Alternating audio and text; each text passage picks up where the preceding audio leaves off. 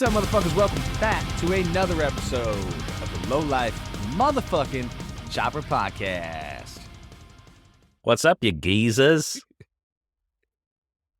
That's for their UK boys over there across the pond. Oh, fuck. Oh, God. We got, I didn't even get it set up, but we are doing the giveaway today. Shit. I got to get that set up. I said I was going to get it set up. Yeah, we talked about it. We've been talking for an hour before we press record. Yeah. So there's a bunch of stuff I was supposed to do that I didn't do, but we're going to do the giveaway. That's for the Kick Me Custom Bars. This show is our Q&A. We set up a post, yesterday or some shit? Yeah. Or 2 days ago? And Did not. some of y'all motherfuckers need Jesus. Yeah. Because that comment section was appalling. It was, yeah, to say the least. Yeah. Shame on you. You know who I'm talking about. It started off so well. Yeah, way over the line. Way over the line. It started off great fucking questions coming in. And then about 8 o'clock Eastern time just went off the rails. Just devolved. People started getting into the sauce a little bit. Started fucking talking out their ass. Talking about ass and dicks and balls. Yeah, it was too much. But, Shame on you. you want me to do shout outs while you get that thing ready? Yeah, we got shows, sponsors, and shout outs. So, shows. We'll start with the La Espada Chopper Show. Saturday, May 4th. This one's coming up. You better get to fucking work, get those bikes going. May 4th, 2024, 576 Primrose Street, Haverhill, Mass. Custom bikes, bands, beer, food, vendors, and raffles. Indoor show and ride-in show starts at noon. Bands, raffles, and awards start at 4 p.m. If you have any questions, hit up F6T9W on Instagram. And they'll let you know whatever the fuck you need to know. Next, we got the Lowlife Lowdown, June 8th, 2024. It is at 232 Calif Highway, Epping, New Hampshire. Food, beer, music, raffles, motorcycle and chopper show, and biker games. All raffle proceeds are donated to Operation Purpose, the homie Perry. If you missed that episode, go back and check it out. If you want to contribute to the raffle, hit up Dan at No Luck Paintworks. If you don't have Instagram, email either one of us at Low Life Chopper Podcast. Go to lowlifechopperpodcast.com. If you want to sponsor the show, you can drop either one of us an email or hit up Dan. And if you want to vend at the show, drop us an email, or hit up Dan, I guess. You can find all of our fucking media plugs, Instagram, fucking emails, shop for our fucking merch, Patreon, all that at lowlifechopperpodcast.com. It has links to literally everything Low Life Chopper Podcast. Yeah, so if you want to get involved in the show in any way, hit up one of us and we'll fucking, we'll talk. Again, that's June 8th, 2024, Epping, New Hampshire. Another show coming up. Coming up real quick, 2 weeks from now, I believe. April 6th from 12 to 2, we have the Holy Mother Chopper Show. That's at the Holy Mother Tattoo Shop. You can go listen to that episode. We interviewed the boys down there in Colorado. 5 guys, 1 mic. But it's going to be a banger show. I believe it's 3rd annual. Going to get better every year. Holy Mother Chopper Show. I got the address right too. 1807 B Street, Colorado Springs, Colorado. That's April 6th. So not this Saturday, but next Saturday. So check them out if you're in the area, or fly in if you're not in the area. Make it a family trip. Bring the kids. All right. Shout out. We got our sponsors. We said the giveaway sponsor is Kick Me Customs. I got that shit pulled up. We're gonna do that right after our housekeeping. We also have Bump Shop Diaries. Shoot. Rodney. Buy one of our camp mugs, and I will send you a code for $5 off his delicious hardtail blend, whole, bean, or ground. He is our permanent coffee collab. He has no idea. I don't even know if he listens to the show. But Bump Shop Diaries, go check him out. Oh, he definitely listens to the show. He's the homie. Shout out. I got a big old shout out. Let's hear it. Joe Bacon. Joe Bacon.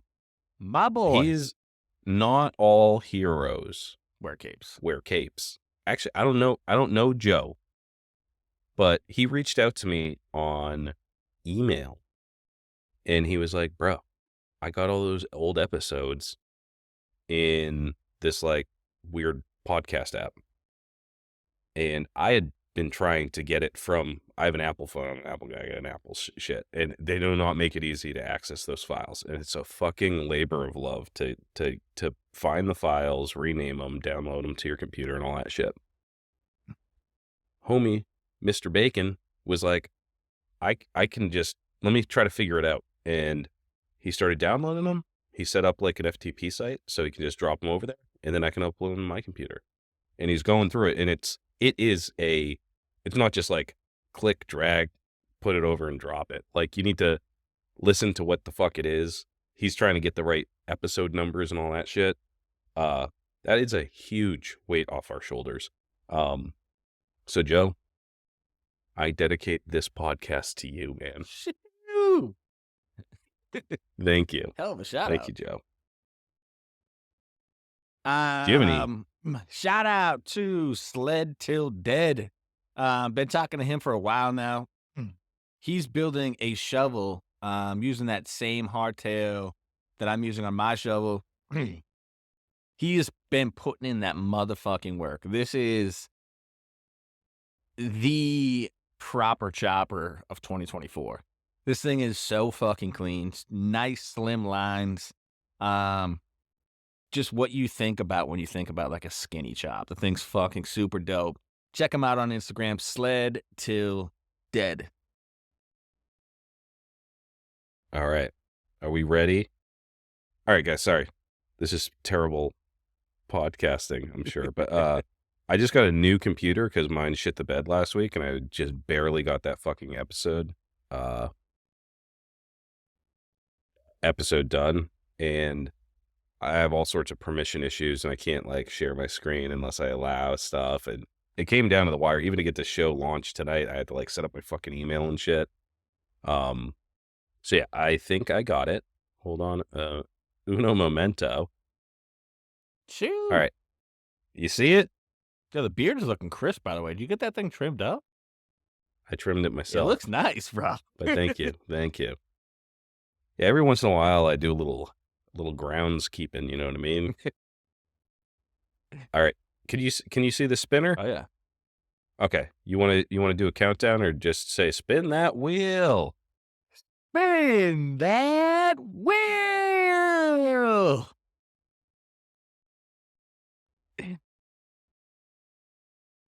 Oh, it's a nice wheel. I love the colors. 33. Oh shit, who do we got? We're gonna switch over. All right. Caustic Cowboy. Oh shit. Caustic Cowboy. Long time listener. I've been hearing that name for a long time. Yeah, I was just trying to think. I was like, oh, Caustic Cowboy. Yeah. So Caustic Cowboy, hugest one. Kick Me Customs bars. Look at that. Love them. Matt, dude. Solid dude.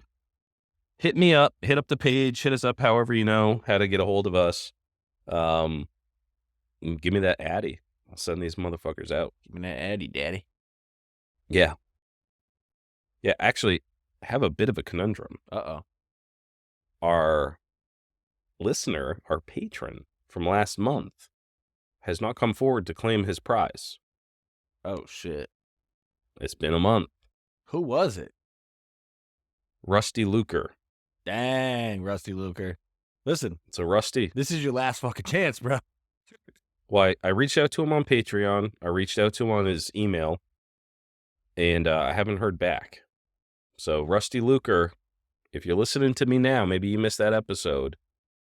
You won the Cornerstone Manufacturing chopper seat pan. Your choice.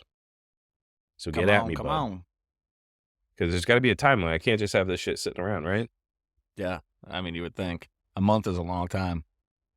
Yeah. So, I mean, I don't know. You guys let us know what you think we should do, but I can hold on to it for a little bit longer. Next month's giveaway. Matt from Burnt Up Wood Burning. Burnt up. He's gonna be. He said he's got that hanger all buttoned up. That picture. Oh, I'm totally gonna send you those pictures. You keep telling me every time we talk about Oh, it. I'm gonna, dude. Wait, you're. It's gonna blow your wig right off. Oh, I bet. When you see He has these some pictures. pretty dope shit on his page. Yeah, this thing's really cool. I mean, I'm just a sucker for that old school like wood burning, and he's seeing the low life. It's a big Low Life Chopper podcast logo, and you're gonna be. It has some hooks, so you can hang your shit up. Yeah, but God, I need one. He's gonna be on next week actually to talk. Him and his son. So he's gonna talk a little bit about that, and he's gonna be what's next month? April. April giveaway sponsor. So, if you didn't get in on this giveaway, I feel bad for you, son.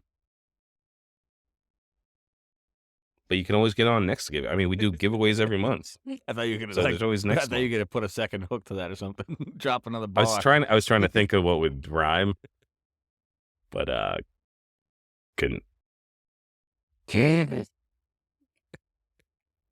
All right.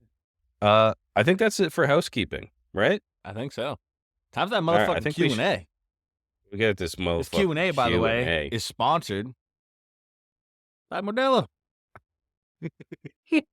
Thank you, Modelo, for these nice cold refreshments while we complete this Q&A. I'm actually kind of jealous because this there? is warm. This is a cider. Looks like a Dr. Pepper. Citizen cider. Huh. Yeah. I didn't get any beers before the episode. My wife had these in the fridge. She likes ciders. And, yeah, when in Rome, just drink whatever the fuck's around. Yeah, heard that. I'm not picky. Heard that. I ain't picky, bro. All right. I'll go through you want me to read the questions and then we can just bebop. Just bebop. Bebop. All right.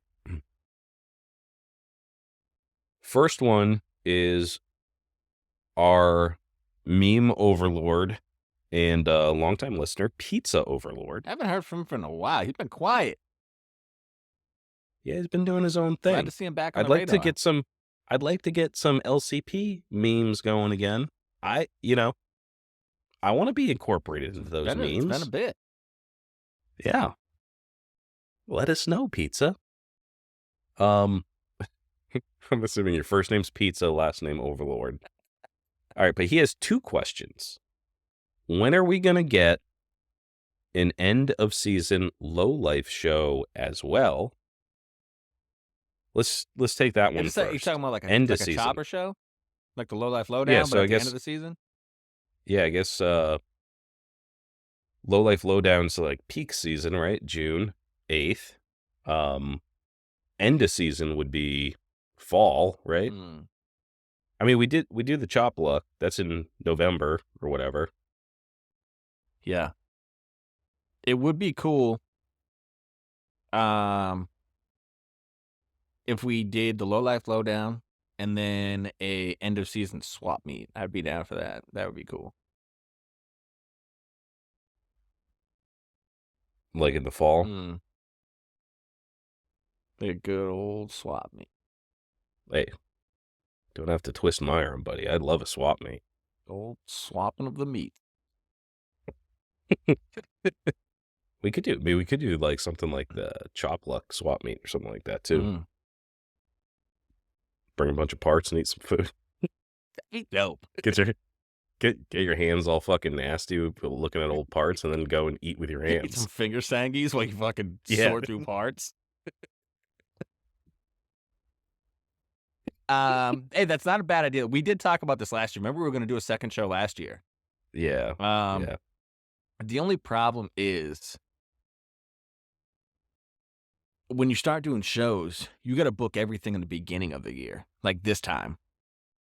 So it's tough to do that because we're still trying to get around like figuring out how to throw the first show successfully. You know what I mean? So trying to plan 2 shows at the same time is tough. But I'm definitely open to it for sure. Yeah. Plus, I mean, venues cost money. We're not made of money. Venues So definitely cost money. if you guys want more shows, we need more patrons. Yeah, or just show up deep for the first show that we do so we can fund the next show. True. Yeah, actually, that's a good point. Show up at the Low Life Lowdown, because all we're doing with that is putting that into another show, right? So it may be like a Rolex or something for, all our hard work. Yeah, that'd be dope. We'll get one. We'll Rolex just share. We'll just share it. one. Yeah, every other episode. Yeah, like, yo, can I get that Rolex? I'm going on a date night. All right. His second question, he wants to know if he can get a 3% share in the hot dog cart if you use this name and slogan. Put foot-long dogs in regular-sized buns and call it Low Life Long Dogs. More wiener than these buns can handle. I actually really like it. Yeah, that one is actually fun. I mean, there's a lot of bullshit in this comment section, but that one was pretty good. Yeah, actually, Dustin Asleep had a funny slogan in the comments below that actually made me lol. Low life wieners, longer than some, shorter than most. That's a good one. I like it. That's really good. I actually really like that. So Dustin, you get the 3%. Sorry, pizza. That one was good. I guess along the same topic, Evo Trash Rat, the artist formerly known as Iron Trash Rat, wants to know, how many hot dogs do you think you can eat in one sitting? So many. I mean, is it an eating contest, or is it just like how many hot dogs do I typically eat when I'm eating hot dogs? Like, I think if you're just like chilling, dude, and you eat more than 2 hot dogs, you have an eating disorder. Oh, dude, I'm fucking stomp 2 hot dogs. I'll eat 2 hot dogs at once. Double dogging it. I use 2 hot dogs as the bun for my hot dog. You just slice one hot dog, so you use it as a bun, put another hot dog in it. Double meat dog. I had hot dogs for lunch today. We have a nice hot dog what's spot. like Oh, did you? Yeah, we're next to my work. We have a nice hot dog spot. Yeah, there's a little hot dog spot down the road from my house. Dude, there's a few of them. I started looking them up. Nasty. There's a bunch in New Hampshire. Yeah. We're going on a hot dog tour. That's not a bad idea. I really like, for me, I just like, as far as hot dogs go, if they're not steamed, I don't really fuck with them. Like, I don't like a grilled dog. Same. Well, I like grilled dogs if I'm grilling them, but like, if I'm going out, I want steamed dogs. Yeah. Yeah, for sure. Maybe that's what we'll do for our closer. We'll do a run to hot dogs. We'll meet up and do a fucking run and go get hot dogs.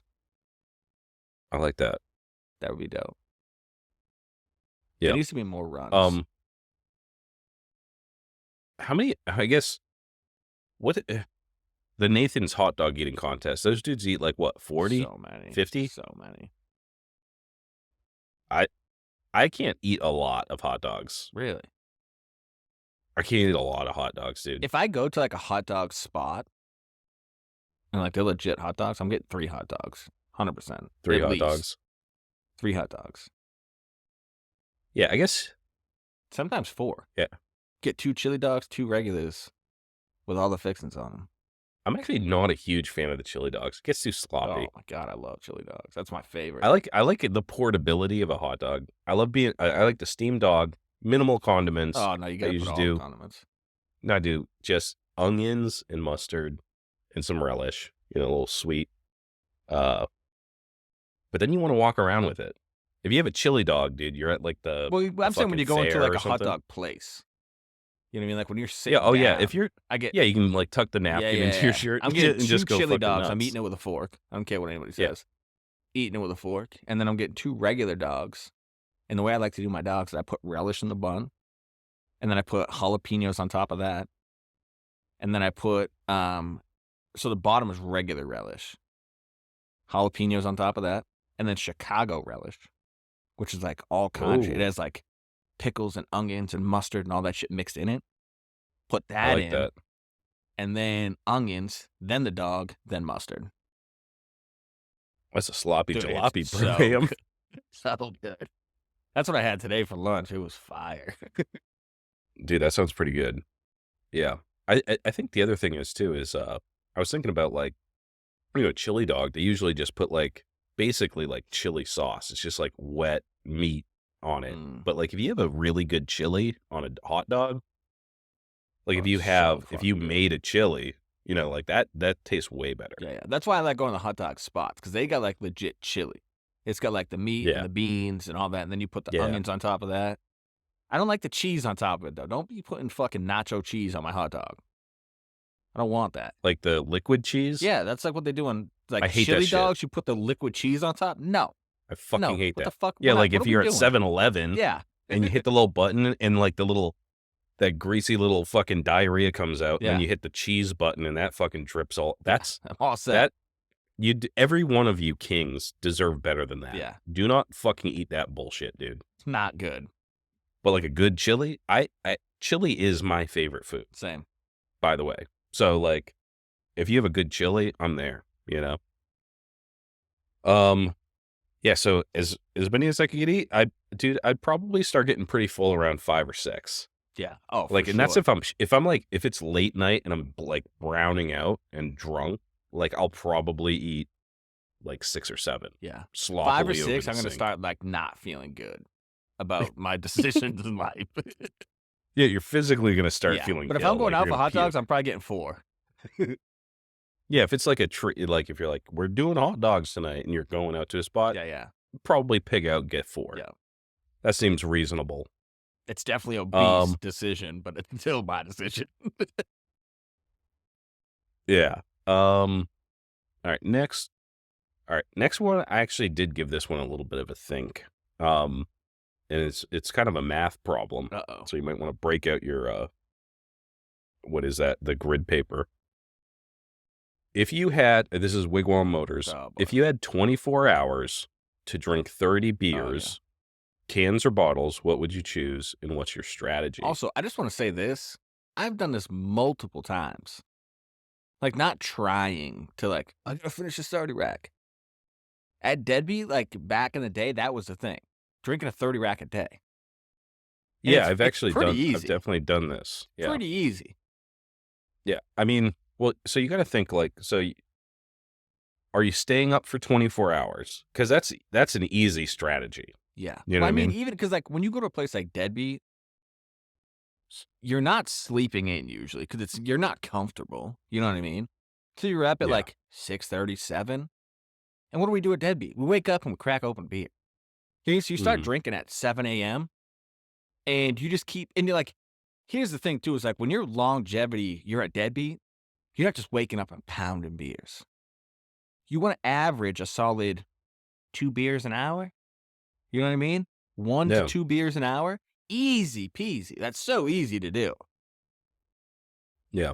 So, I mean, here's the thing, right? So, like, alcohol leaves your system at a constant rate. So, if you drink, and we're talking, so a 30 pack, it's not IPAs. It's going to be some light shit. You can't. It's going to be like a Modelo or PBR or whatever. Definitely doing cans. Glass. Who does If you're that? drinking 30 beers, there better not be glass bottles You're around. responsible 'cause to even someone's getting buy a glass. stabbed. Why are you buying glass? Yeah. And then again, like, how do you get the 30? You're going to have to buy 2 12 packs and like a 6 pack or whatever. So you're going to get a rack of just cheap beer, Keystone, Bush. PBR for sure. PBR is probably like the middle ground. Yeah. So go with a 30-pack of PBR. That's palatable. And then I would say this. If you're going to be staying up for 24 hours, you're probably going to need some uppers anyways. And if you're doing a couple of scoots, you know what I mean? Those beers. You can drink 60 beers in 24 hours. Oh, yeah. But let's say it's just a normal day and you get 8 hours of sleep. Now you wake up and you only got 16 hours to drink those beers. Easy. Now alcohol leaves your system at a constant rate of one. Think about it, though. You drink a Even beer, that, it's gone that's only and 2 metabolized. beers an hour. It means you have a Yeah. half hour to finish a beer. Yeah. So what the strategy is, you want to beat the clock, right? Because you don't want to have to drink 2 beers an hour. Because basically every hour you're going to chug a beer and then you're just going to chill on a beer for an hour. And by the time you're done one beer, one's already out of your system pretty much. But what I would say is you want to get a buzz right off the bat. Yep. So chug 6 beers. You wake up before you even get out of bed. That's too much. 6? You'd be walking around full as fuck for like the next couple hours. No, dude, you wake up, it's your breakfast. You're breaking your fast. You have nothing in your stomach. You can fit, all right, maybe not 6. Let's say 3. Chug? Yeah. Ugh. Can't do it. All right. So just wake up and chug at least 2. Now you got an hour. You can take your morning dew. You can fucking whatever else, you brush your teeth maybe. And you already got that hour set. But then you want to just when it goes ding and it's 1 hour, chug a beer and then chill on a beer. The way I like it Nurse that the whole time. is like when you get up in the morning, I agree. Crack a fucking beer, pound that thing. One that's gonna help with a hangover from the night before. Pound that fucking beer. Snap open your next one. Take a big fucking sip, half a can sip. You know what I mean? Be like, ready to go. Get up, start doing your fucking thing, make your coffee. You know what I mean? Start figuring out what you're doing for breakfast. Usually at Deadbeat, we do a banger breakfast. Start fucking figuring out your breakfast. And while you're doing that, you can really put down 4 or 5 beers in that next hour. You know what I mean? And get yourself up to level where you're like right on the edge of that, like that nice buzz, but you're not like, and then you just ride that buzz all fucking day, all day. And the key here is, like Rhino said, once you get up there, you don't want to just be like, okay, well, let's just say you're trying to crush a 30 that day. You don't want to, like Rhino saying, back, all right, I got 2 beers, I got to finish this hour. Once you hit that new hour, crack that bitch, bam, get back up to where you need to fucking be, and then now nurse 1 or 2 beers for the next hour. And you're fucking, it's so easy. When you're like, your party mode, it's easy to crush a 30 in a day. Easy. Yeah. Like, you don't even have to think about doing it. Yeah, I mean,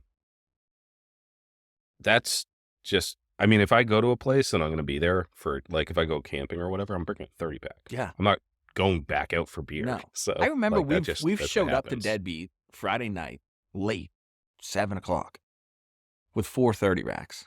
Saturday afternoon, someone's making a beer run. Oh, you know what I mean? Like, granted, that's not one person.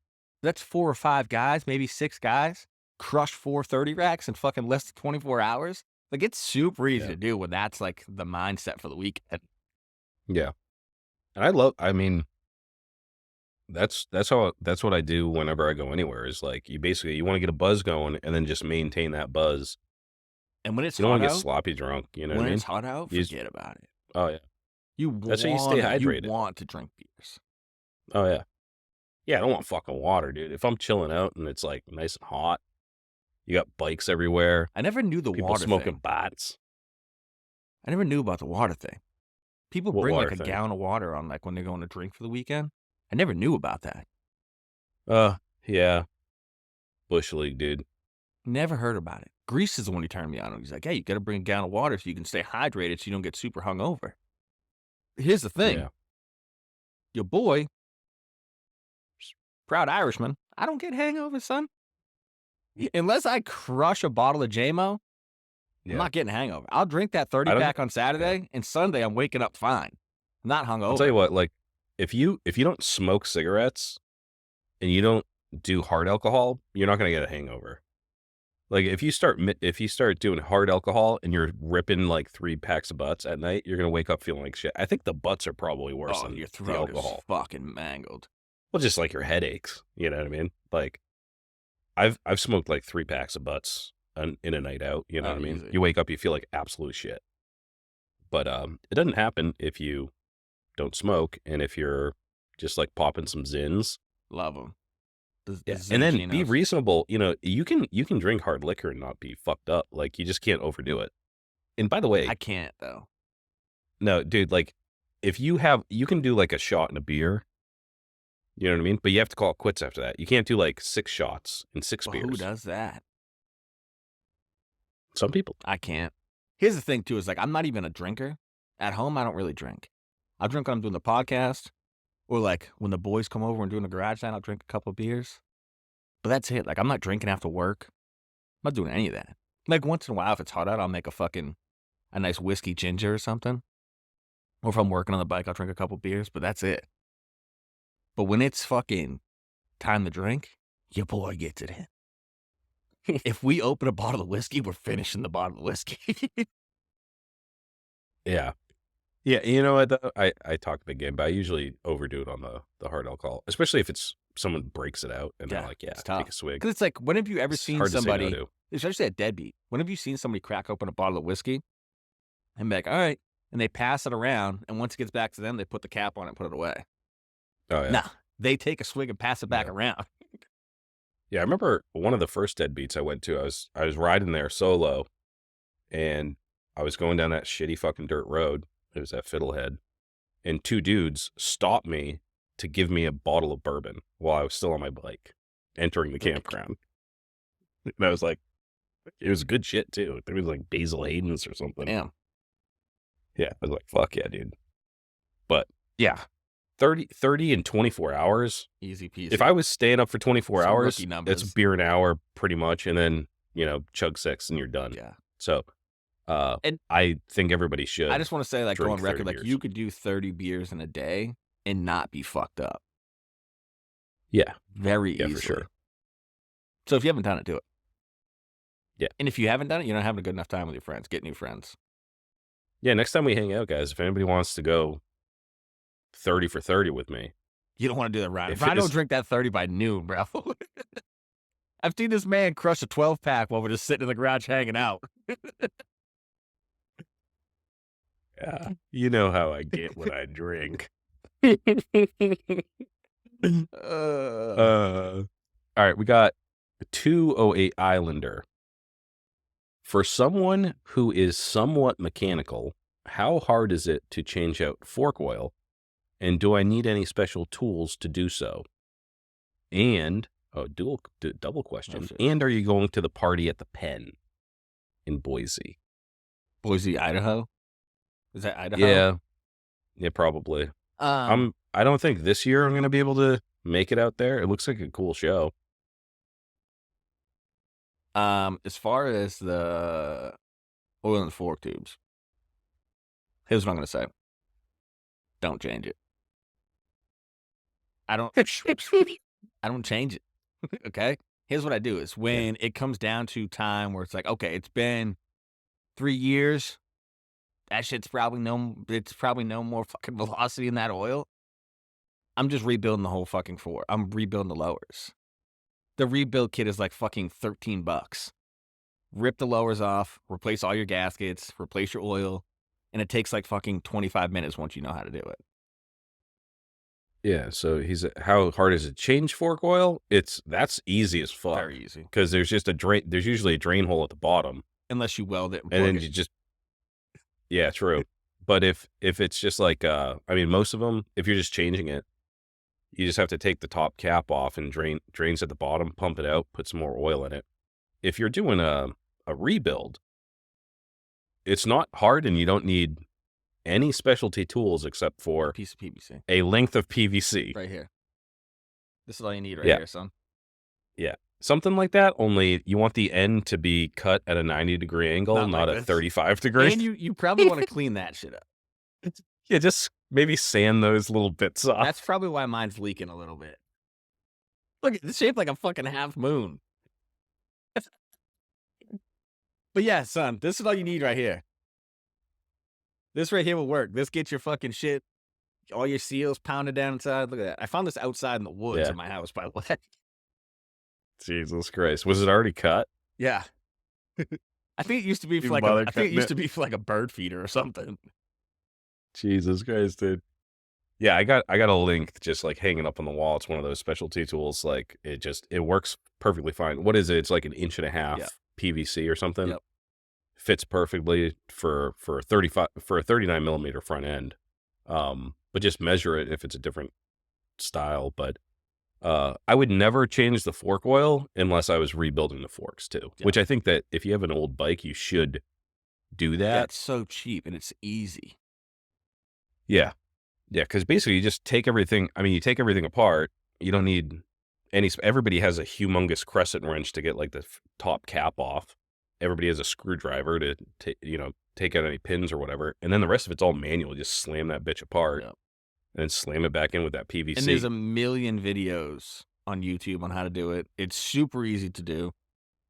If you've never done it, as you're taking shit out, this is how I always like to do anything that I've never done before. As I take it out, Yep. I lay it out like an explosion diagram. In order. That way I can see, all right, that's how it goes back together.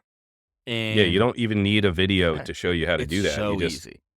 That's exactly what I do too. So clean off a nice bench area, pull that shit apart, take it off, drain it. You're going to be pumping that oil out. It's going to get messy as fuck, but then clean it all up and then replace those seals, dude. Those like plastic from however old your bike is. I mean, I'm assuming it's over 20 years old. Plastic from 20 years ago isn't as good as the ones you have today.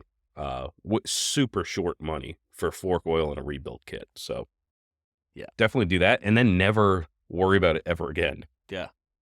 Because you'll be dead before you need to change that shit out again, But, yeah, thanks for the question, bud. All right. Evo Trash Rat with another question. Love it. Besides recording an episode every week and not missing a single one ever, what is the hardest part about running the podcast? Everything that happens before the episode. Yeah. Yep. Everything. In between the episodes. Yeah. I mean, like, the recording part is actually the easiest. smallest part. And, you gotta book guests. You gotta coordinate to get them on a video conference call. You got all the technical difficulties that you have to work through. Checking their Wi-Fi. You're constantly on with customer service and shit. Then you do the episode. That's the fun stuff. You get to interview people or just bullshit or do Q&As. But then after, you have to edit the podcast, so it doesn't look like a piece of shit. It's video editing. You have to, fix all the audio and all that shit. Then you have to create the thumbnails. You have to upload it to YouTube. You have to upload it to Spotify. You have to do a post on, like all that other stuff. There's so much other stuff. Like just getting ready for the episode and making sure the guest is ready and doing your homework on the guest so you know what to fucking ask.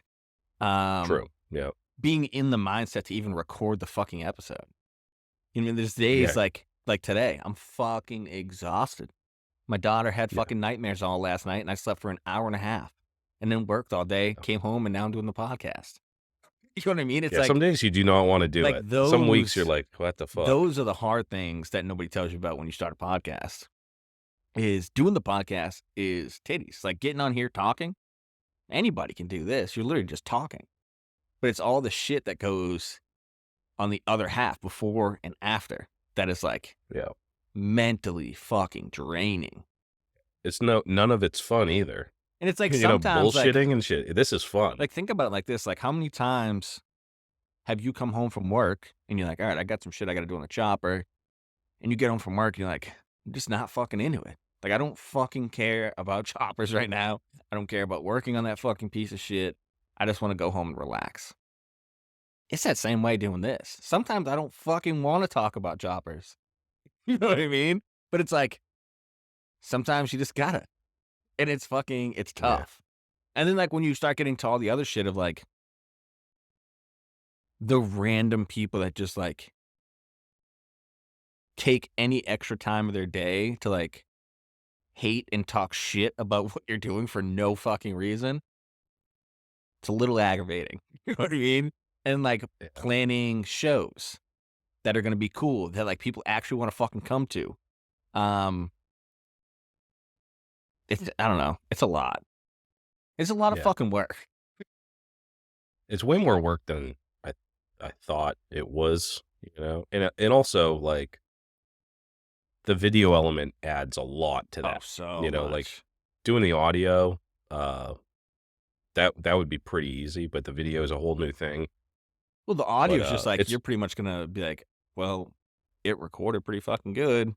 Let me put the yeah, intro upload in. it. Let me put the fucking exit in. Yeah, Upload." You know what I mean? yeah, And the thing that sucks too is it's like here's the part that sucks is like this isn't something that you can just like split up because we don't have a studio. We're not both in a studio. You know what I mean? So like I can't be there. Well, I mean, I guess I could if I drove an hour and a half.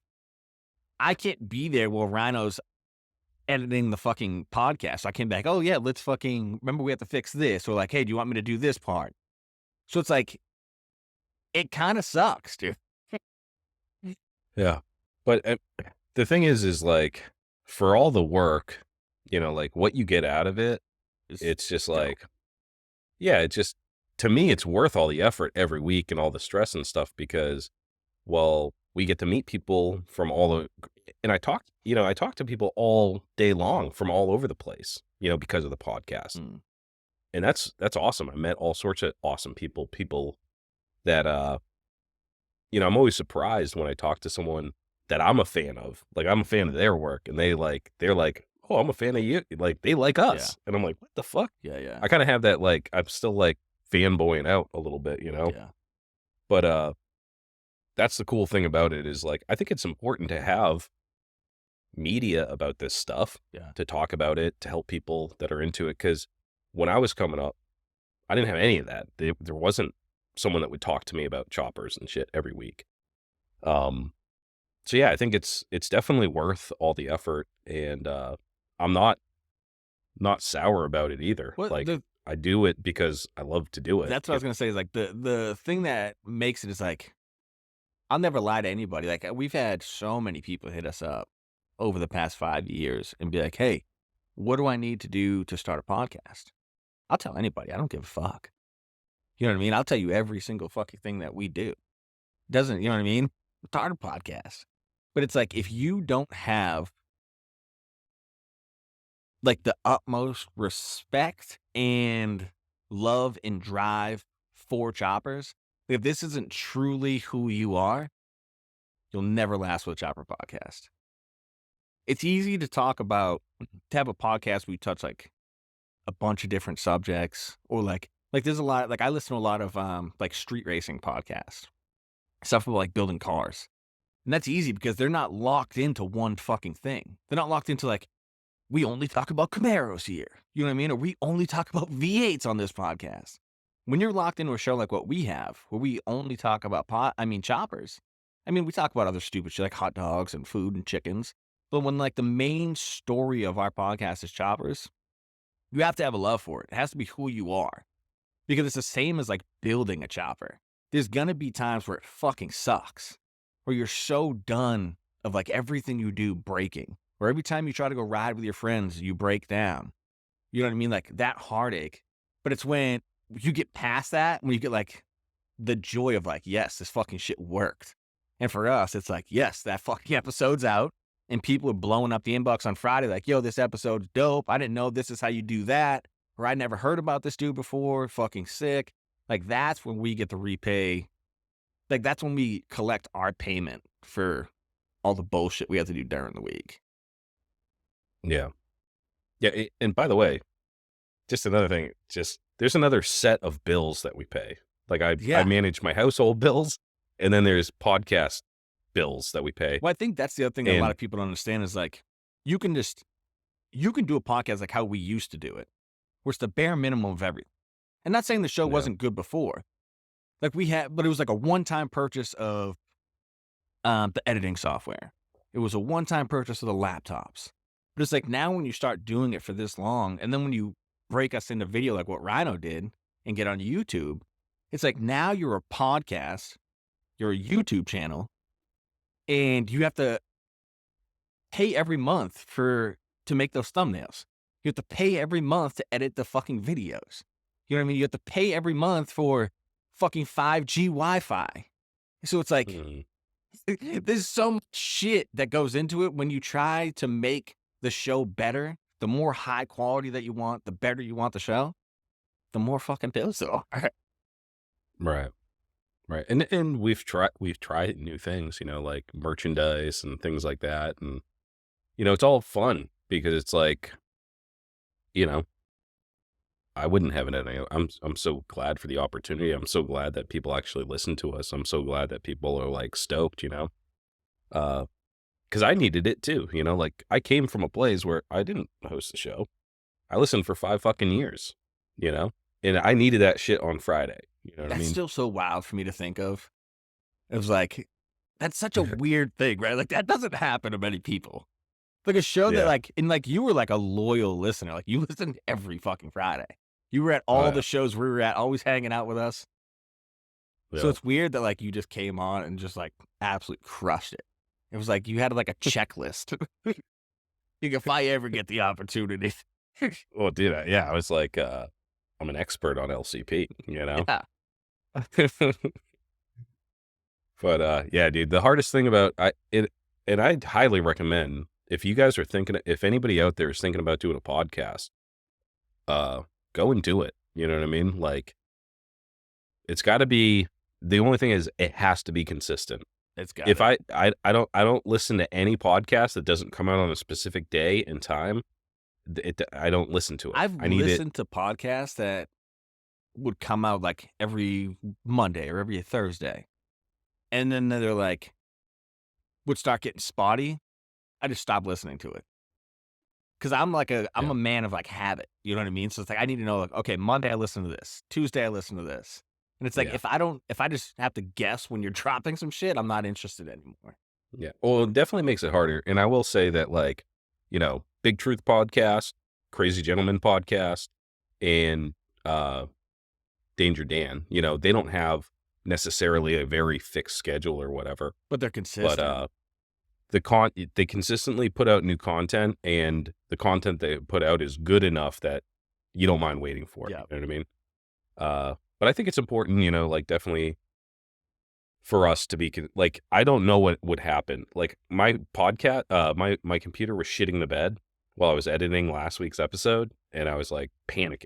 You know what I mean? Because I was like, dude, it's like fucking Thursday, and the shit isn't ready, and my computer is crashing, and I don't know what I would do if I didn't get it.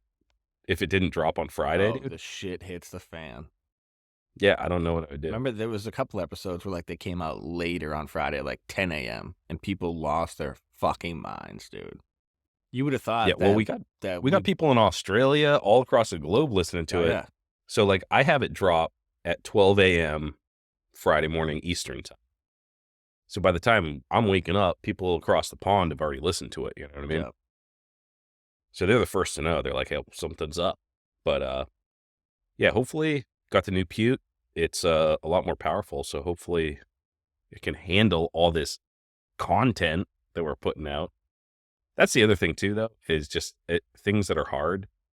I have like 7 videos that I took to upload to YouTube, and I just haven't had the time to like edit those and put them out there. You know what I mean? Just finding the time for all this stuff Yeah. is it's tough to get, like, because I wish I was doing this full time. I just put out content all Oh my the time. God, that'd be so sick.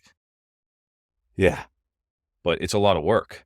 Like I said, I mean, like, dude, I We'd did be such shitbags. I did one on my seat. I did one on my seat. I did one on my handlebars I just made, and oh, that was accidental. Can you imagine if this was our job?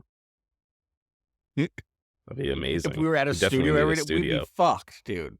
We'd be drunk as fuck by noontime every day in the studio. We'd put out some good Oh, content. we would have the though. sickest content. Yeah. Yeah. But yeah, definitely love every minute of it. And I'm coming up on 50 episodes here, and or my 1 year. So I guess that's the big hallmark. I keep on saying 50, but 52 is the big one. That's 1 year. Yeah. That's coming up in May. Yeah, that's huge. Yeah. And the show's taken such a drastic turn since you came on. Oh, dude. It's like a different show. Night and day. Yeah. It's night and day. And like, here's the thing: is like, I don't want to discredit anything that Grease and I did in the past. That like built the foundation. But I think one, it's cool seeing Grease do his thing with YouTube. He's taking the fuck off on that. Super fucking cool to see that. But also I think it was almost needed for one of us to step away and get in like a fresh perspective. Cause it's so easy when you do this, like same with your job, to just like fall in a rhythm. You know what I mean? And like when you came in, you were like a rambunctious fucking teenager, like all the ideas, the sky's the limit. Fucking, and it's like, we're changing the logo. We're doing and it's video. like, dude, fuck. I'm changing the emails. We're Yeah, starting like a website. new emails, YouTube, a merch store, fucking a website. You know what I mean? It's like, what you've done the past year is just like, it's fucking insane, dude. It's insane. Yeah. And we got canceled, by the way. Yeah. And we started from zero. Yeah, and that's not like easy. all of our fucking metric, all that shit. Yeah, and they stole our fucking money, the piece of the shit. They stole the money. Yeah, they took the money. They canceled us, debanked us, and like a phoenix, we rose from the ashes. Damn. So yeah, I don't have any. Great look, question. Guys, I don't have any of that. Look, it's nothing on my end. I'm a special effects wizard. All right, yeah, that was I guess that was a long way of saying that. There's a lot of things that are tough, and the easiest part about doing a podcast is doing it once a week. I would say everything else is the hard part. The podcast itself, what you guys see and hear, this is the fun stuff. Yeah. This is the only fun part.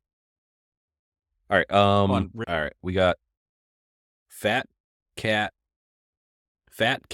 Salvage. Fat Casket Salvage. What are your thoughts on mini bikes? I fucking dig them. Love mini I fucking dig them too. Love them. Yeah, I love them as much as choppers. Yeah, mini bikes are a lot of fun. Yeah, they're fun to work on, and they're wicked fun. Dude, I ride it during the spring and summer. I take my kids on mini bike rides every single day. Yeah. I have like four mini bikes at my house. Yeah, they're you can customize them any way you want. Here's the thing too, is like, I wonder if he's asking this because I think I brought it up last year when Deadbeat was happening, when they said they couldn't bring mini bikes, and I was like, good. And the reason I say it's not because I don't like mini bikes. The reason I didn't want them at Deadbeat is because people that don't ride choppers, don't build choppers, don't even have a motorcycle, would just show up to Deadbeat with mini bikes. Yeah. And I was like, I fucking hate all you. I fucking hate every one of you fucking gingified pussies that have a fucking Coleman fucking mini bike right now. Yeah, I mean, dude, there's nothing more fun than it's like ripping on a mini motorcycle. They're so fun, especially if you're drinking beers. And yeah, because they're mini, you can't really get hurt on them. Oh, I think they're more dangerous than motorcycles. Dude, mine goes like 40 miles an hour. Yeah, mine rips. And I don't wear a helmet, and I do drink, but yeah, dude, everybody should have at least one mini bike, and you should have more than that. But I went down a rabbit hole when I got in. Like, I got a mini bike. It was mad cheap on fucking Marketplace. I think I picked it up for like $200, and then I got a brand new Predator motor. And dude, those mini bike guys are wild. There's a huge aftermarket for that shit, and it's cheap. So like, if you want a new exhaust for your motorcycle, you got to save up your pennies. Yeah. If you want a new exhaust for a fucking mini bike, like, dude, you can buy that shit with couch cushion. Yeah, change. You know what I mean? So yeah, mini bikes are the shit, dude. And I actually want to tear mine down and maybe do a hardtail on it, like make it look like a chopper. So, all right, too petty. If you guys could ride your own chopper, ride your choppers anywhere in the world, where would you ride and why? In the world? I know there was two. There was one that said in the U.S., one was in the world. This one is in the world. I'm going to have to say the cliche thing that everybody thinks I will say. Ireland. Ireland's sick. It's a lot of like farm country. Then you got the big city. And you can rip all of Ireland in like a day. Yeah. My wife did that. She has family out there. And her and her sister did Ireland, the tour. Oh, shit. Just along the coast. Yeah. Yeah, I think that'd be sick. Yeah, I definitely do Ireland. I don't think you can beat like the U.S. It's so different and so varied and like it's like a bunch of different countries in one. Yeah, I would definitely bucket list item is to circumvent the entire United States, hit every fucking state on a chopper. That'd be a beautiful thing. But pick one outside of the United States, because there's another question that says in the United States. Okay. Mexico. Ooh, Mexico would be sick. Yeah. I love Mexico. I love Mexican culture. I love everything about it. And there's a lot of great riding down there. And when I used to frequent Mexico, I was living southwest, but I didn't have a chopper at the time. And that's where I'd go. Yeah, Mexico would be dope as fuck. That would be sick. Yeah, I do Ireland with you too, though. Fuck, dude, I want to do Ireland. That'd be so fucking bad. I want to ride all of Ireland, get up into Northern Ireland. That's where my family's out of. That would be sick. Yeah. My wife's family is in Northern Ireland too. Maybe you guys are cousins, related, dude. We might be brothers. I heard them talking on, I don't know if it was a podcast or what. All like those island countries like that have a higher rate of incest. Oh yeah, I believe it. Not like your sister, but like it was like 60% would marry their first or second cousin. Yeah. Because they don't roam, man. Like, I mean, it's just like they've been there for like generations. Yeah. Got to keep that Irish Families blood, get Irish big blood. quick. Yeah. Yeah, dude. Someone was just talking about that. I think Brazil was like number after one, they were married. I think it was my wife's cousin. They did like a genealogy test and they were like, they were from Rhode Island, which is basically like an island, right? It's in the name. It's a small place that people don't like. People tend to stick around that place. And they were like cousins. But they're already married and had 2 kids. So do you know do you know what the Irish capital of the United States is right now? The Irish capital? Like which state holds the most Irish people in the United States? I mean, is it Massachusetts? Is it Boston? It used to be New Hampshire. Oh, damn. New Hampshire holds the highest Irish population. That's a wacky It used to be detail. Boston, but now that Boston's changed, the North End's not the North End, Southie's not Southie anymore. I think everybody migrated over to New Hampshire.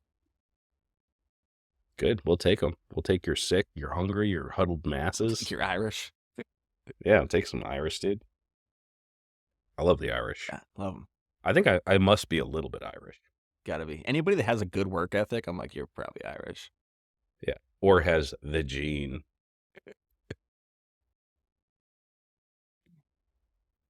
All right. Bougie Billy. Florida man. Florida badass. Florida jet setter. This boy's always all over the fucking place. Do you Loctite your bolts before or after your shakedown runs? Paint, tear down. So here's the thing: is every time I build a bike, I'm like, I'm gonna completely assemble this thing, wire it, shakedown run it, tear it down from paint. Never happens. You don't do that, but yeah. Never fucking happens. Yeah. I build the bike to like 75%, Only do take all my off what fab is work, needed. tear it down and send it to paint. Yeah. I'll find Once out the if it engine and runs transmission once in, it's done. it's like whatever I can do with this stuff in there, because it was the other thing is it's like you don't just like put your transmission in and you're like bloop. Like it's a fucking pain in the ass and Yeah. everything, nothing like fits right and shit. So you're like, I'm not gonna take that out unless I don't have to. So what I do is I Loctite everything that I put in when I remember to, and just use blue Loctite, Mhm. That's and all I then you can take it use. out. Yeah. Dude, you can dip that whole fucking bolt in blue Loctite and still take it out without like, but it holds good enough. I don't really ever use red Loctite, so I would say anything that you would be taking on and off, like use blue Loctite, and definitely I reapply Loctite a lot. I use blue, red, purple, whatever color's closest to me. You use what do you use the red on? Anything. I don't care if I have to. Do you just do a little dot, a little dollop? If I have to take it off, that doesn't mean anything to me. I have impact guns. Yeah, that's true. It's actually not. I mean, if you soak a fucking bolt in red Loctite and it hardens, maybe it's hard to take off. But I haven't. If you just do like a little bit, I've never like had to take something apart. I'm like, God, I use red Loctite. I just turn my impact gun out. same, yeah. If it breaks, I still. But I'm at the same point. I just got like off. a big thing of the blue Loctite that I just use on everything, because I just douse it in that shit. It seems to work okay. But yeah, you're not doing shakedown runs and tearing things down. Mm-mm. You're going to be putting this thing You together. got no time for that. And once things are bolted in, you don't want to take them back off. Yeah. Because that's another step back. You want to move forward. Yeah. All right. Corn Dog Customs. Are y'all going to Born Free this year? And why aren't there more suicide jockey sportsters out there? I'm not going to Born Free. Are you going to Born Free? No. I don't think I'll ever go to Born Free. Probably not. I would like to go unless once. I get invited. I'd like to go once just to check it out. Yeah. And like not talking shit about Born Free, but it's like it's a long trip out there. It's a long way to go for like, and I get it. One it's day Born show. Free, like the best builders show up there, and like I get that, and like that's why I'd go once. But at the end of the day, man, it's on the other side of the country for a motorcycle show, and like not even one that's like crazy. You know what I mean? Like I'd go to Corn Free in Texas a couple times. You know what I mean? That looks like a banger of a show. Well, they got Born Free in Texas now. Yeah, that's true. Maybe they'll open one up in the Northeast, and we'll go to that one. Yeah, I don't know. It's definitely on my bucket list. I'd like to check it out just because like it's cool. It's a huge fucking show. But I don't know. It's not high on the bucket list. There's just so many cool shows to go to. It's like if you're gonna travel, I mean, travel's travel, and it's like it doesn't matter if it's California. I mean, that's a long fucking trip to take. I mean, you're taking time off to get out there. And sure. if someone I knew was in it, like if someone I knew got into Born Free, I would 100% go out there. You know, make that effort. But and like it would have to be set up. You know what I mean? Because like I'm not trying to fly out to Born Free just to go to Born Free. You know what I mean? Like the only reason it like super interests me is because I can do multiple things while I'm over there. I can hit Born Free. I can ride the coast in California. I can eat some dope fucking street tacos and like see a bunch of the California homies. You know what I mean? Right. So it's like, if all that doesn't line up, I'm not really that interested. Yeah. Second half of the question is, why aren't there more suicide jockey sportsters? Not a fan of suicide at all. I think there will be. I think Prism Supply just came out with a kit. It looks hard to accomplish. Well, that's been the thing for a long time. Is it's been a pain in the ass to jockey ship the Sportster. Yeah. I think Jay Roach had a kit for a while, didn't he? Remember that one? I could have swore it was him. I could be wrong. But at the time, that was the only one that I knew about. And it's not cheap. It was like $700 or something. $600 or something. So I think that's probably why you're not seeing as much, because like on a shovel, it's easy. So fucking It costs easy. $0. Yeah, so it's like that's I probably mean, everybody why. has that kind of scrap laying around, you know? But as far as like jockey shifting itself, I'm just not a huge fan of it. I think I'm going to do it on the shovel Really. this year. Yeah. Yeah, I'm just too like I'm like too sporadic when I ride, I feel like. Like I like to do dumb shit like hop over center medians and like jump a curb and like ride through a field. And like I just feel like that gets fucked up if you jockey shift. If you have a foot clutch and you're trying to ride through a field, like this happened with me in Greece one time when I ride through a field. The fucking grass was like above our fucking heads where we're sitting on the bikes, and he was like off the clutch, on the clutch, off the clutch, off the clutch. And I'm just like chilling. Yeah.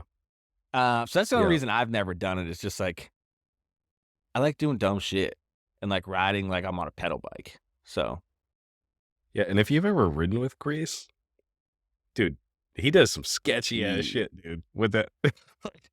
He's a really good rider, but he's like when very you're good. riding with him, he's going, dude, he's some sketchy ass shit Yeah. I've seen him do that like He's probably makes your one heart of the jump. better riders that I've ever ridden with. Oh And it's yeah, probably dude. because me and him have ridden together for a long fucking time. But you were another one too. The first time I rode with you, I was like, oh, I'm definitely comfortable riding with this dude. Like riding side by side with you, I feel pretty fucking confident. But with Grease, it's just like, and again, me and him clubbed together, so we rode together in a pack of like 30 doing 90 miles an hour on the highway. Yeah. But like me and him, like we can just like, we're in sync, you know what I mean? But he does ride like a fucking psychopath sometimes. Yeah. Like he's dragging floorboards, or like not because Oh like yeah. he's leaning too hard. He'll swing the opposite way and dip into a fucking corner to slam his floorboards. Old son gets Yeah. after it. Yeah, yeah. He's really good rider, and he can manage that. You know, like it is a lot of extra stuff that you have to think about. You know, you have to be like really comfortable, especially in New England. Like, dude, if I was out in Iowa or whatever, and it was just I'm going to my buddy's house and it's just a straight line for 30 miles. Yeah. Or like Yeah, Florida. I'd jockey shift all fucking day, dude. Yeah. But around here, it's like just to get out of my goddamn driveway, dude, it's a You chore. live on you a know what I mean? mountain. You literally it's live on a tough. mountaintop. But I am going to try it out. I'm just going to try it out because it's easy enough to set up on the ratchet top, and I think I could probably do it because it's so low and stable. I actually feel really comfortable with like I think I have a jockey taking it on shifter hand. here that actually will bolt Oh, right shit? up to that. Yeah, it's like welded chain and shit. Yeah, I'll It's fucking. pretty nice. That's awesome. Yeah, it's nice. Yeah, I'm definitely going to try it out. And Grease did it. Actually, he made another point too, because I've been talking about doing jockey shift forever, and he just says, "Well, you don't see guys going back." You know what I mean? Like once they put the jockey shift on, that's what they do. So I'm gonna try it out this year and see how it goes. But what was the question? Oh yeah, so Why don't you see more yeah, jockey shifts? more jockey shifts, and I will say that I'm a fan of Prism Supply. I have a lot of Prism Supply stuff that I've used over the years, and really good shit. So I would definitely recommend that if you got a Sportster and you're not into fabricating it yourself. All right, we got OSD custom leather. OSD custom leather. Who's that motherfucker? His are kind of out of order. That's that motherfucker from the UK. Yeah, he has a bunch on here that are kind of out of order. So let me drunk just for start sure. with when's Double L going to be on the show? So Double L, he makes those cool lighters like I forget the fucking name of the guy that used to make them. The one like ZZ Top and shit has them. They made them for like Hell's Angels. Yeah. They have like little roach clips and all sorts of hidden shit. Yeah, he had beef with like Outlaw Archive or some shit over it. Yeah, Outlaw Archive called him out on it or said something like, "Oh, he shouldn't be doing that" or whatever. I think it's awesome that he's making those lighters. I'd like to buy one, you know, but they're expensive. Yeah, who's he to say who shouldn't be doing what? You're holding a bunch of HA cuts, you fucking son of a bitch. You know what I mean? Yeah, I don't. That guy fucking, I don't get it. Nobody. He's a fucking instigator, Yeah, dude. oh, yeah. It's like, dude, That's what I mean. Is like, why? who are you to talk shit about what somebody else does? Yeah. Like, it sucks because, like, I want to know the history of these clubs and shit, but Yeah, but you don't got to do it that way. like, you're kind of a fucking asshole about Yeah. it. You know what I mean? Yeah. But anyways, the lighter guy, I'd have him on the show. You know, I don't know where he's out of or if he listens to the I'm show, but assuming he's over there somewhere. yeah, I think it's cool to bring back technology like that. Like, I don't think it's like that dude that used to build them, those lighters. I mean, he doesn't build them anymore, right? I would assume he's probably Someone else dead. has to. He fucking reverse engineered it and figured it out, and they're not identical. They're just like They're in the super spirit of fucking it. cool So too. yeah, I think it's awesome. You know. So, all right. So I have fish tank whiskey. Hey, Boy. What drives you guys to build choppers from the frame up? Like, what motivates you to put your hair up, relax your butthole, and get out the wrenches every time? My butthole is airtight, dude. I don't loosen that up. That's number one. Yeah, you can't. All right. I don't want anything crawling up in there. Number two, what drives me to build choppers? Dude, I just think they're the coolest things on planet Earth. There's nothing I can think of that is like, it's, first of all, like, riding a motorcycle is like, my two loves is like travel in the open road and then like outdoors. And you get both of those because you're not in a car. Building something, like creating things, like motorcycles are really artistic, you know, like but it's not like like there's painting, yes, but there's also like fabricating parts and designing how it looks and like the different heights and like, you know, like all these things. It takes like the pragmatic, like mechanical stuff and then like the artistic stuff and kind of meshes them together. And yeah, there's building them and riding them are equally as fun. Like, I get the same thrill out of making it. Like, I just made some handlebars and I was like, dude, I was so stoked. It's like the same fucking feeling you get when you're riding with your buddies. You're going down like twisty back roads and shit to do something fun, to like go look at motorcycles and shit. So for me, what motivates me is just like, I don't know. I think I wasted a lot of time in my life not creating things, you know? And now I have something to like show for it. So it's like, I want to do more of that. I want to create new things and innovate and express and do all that gay shit, you know? Yeah. Yeah, it's pretty much the same for me. I just like tinkering. I like building shit. It's what I've literally my entire life. That's what it's been. From my hobbies of building cars and building motorcycles to my work of working construction, building houses, building fucking walkways and staircases, and it's just what I've always done. And that's what I like. I like working hard, and I like going through the struggles and the pains to like get the reward at the end. It's not for everybody. Yeah, like earning it. Yeah, it's not for everybody. Yeah, it's like you feel like you earned it, you know what I mean? And I gotta think say, Bob too, said it pretty well, and like probably deeper than like I've ever thought about it. But like men have like a desire to create. We can't create children, we can't birth children. So like we have like that empty desire to create. That's why men build skyscrapers. That's why men build fucking cities and empires. And I think it's just natural for a man to like want to create shit. Like use his hands, get dirty. And no matter where you come from. You don't have to be in the construction background or be a mechanic your whole life. Your dad was a mechanic. I feel like it's just like every man and women, I guess, just like have that need of like, you want to create shit. You need some kind of outlet to create shit. No matter what it is. Yeah. Building bikes, cars, whatever. Yeah. And the other thing is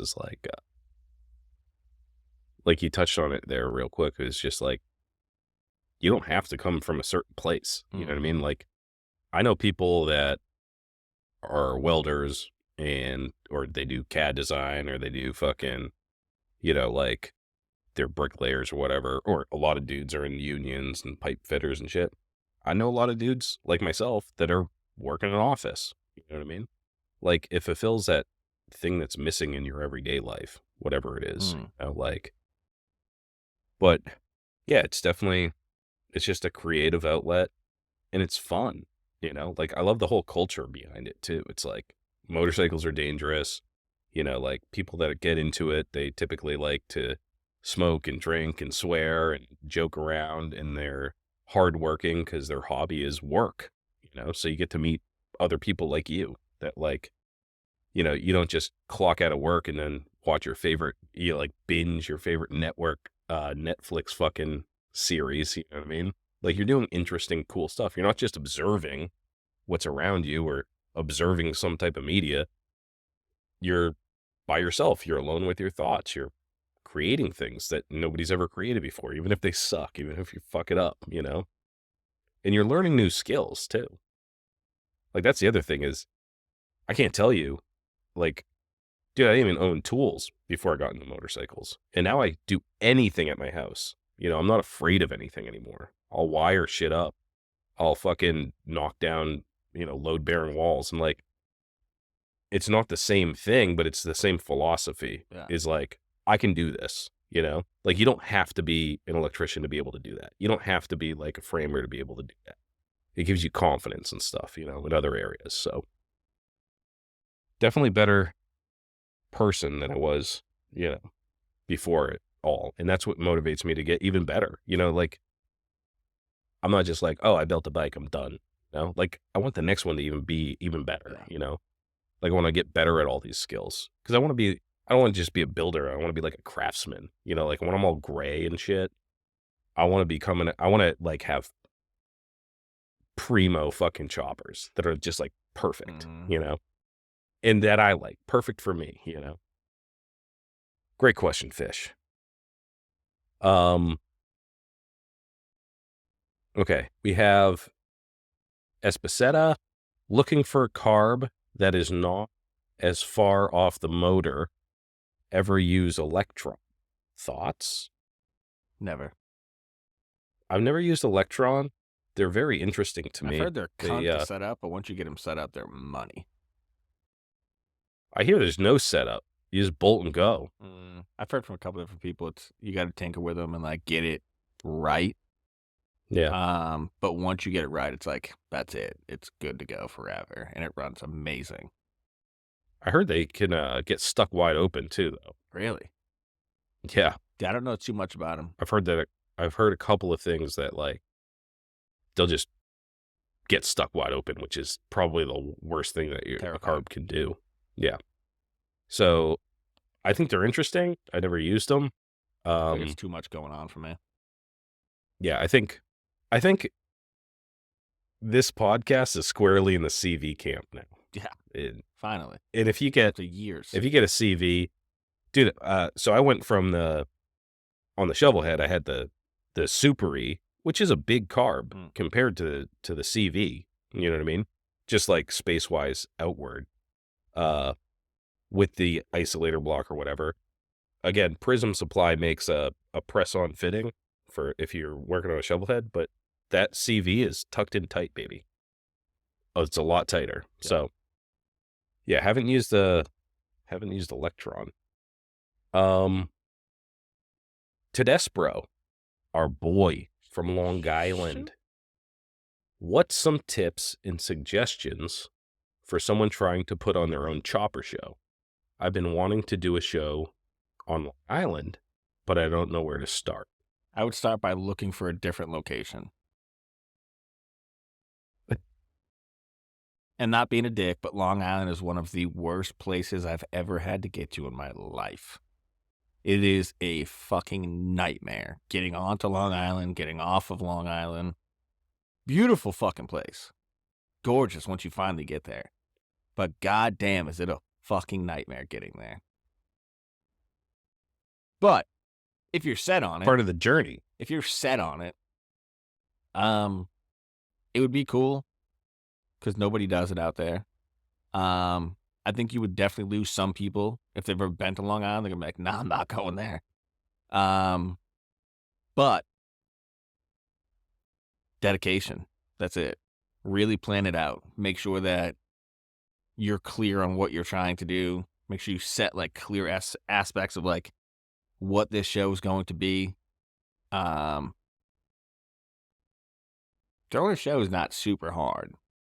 It's just getting everything lined up and making sure you deliver on what you say. Because if you got people riding from out of town and you say this is what the show is going to be, and then they get there and it's a fucking shit show, they're not happy. I've been to a show like that. We went all the way out to Connecticut, far into Connecticut, and the show ended up being a fucking shit show. And people were fucking pissed. I didn't go to that one. People were fucking pissed. Like pulling out the pitchforks and ready to burn the fucking city down. So just be clear on what you want to do. And I would say don't expect too much the first year. It takes a couple years of people seeing it to be like, yeah, I want to take a trip out to that.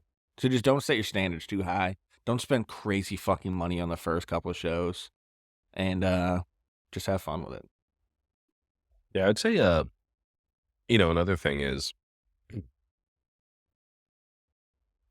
you need to have like a kind of a cool concept.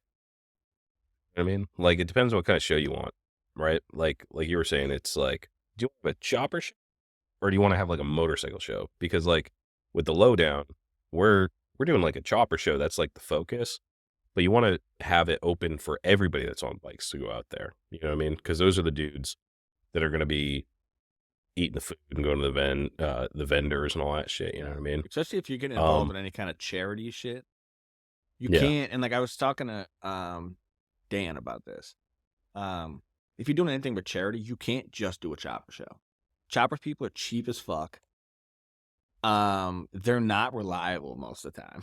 You know what I mean? 100 people tell you they're coming, and 50 will show up. Dude, but those guys on regular bikes, they don't ride all the time.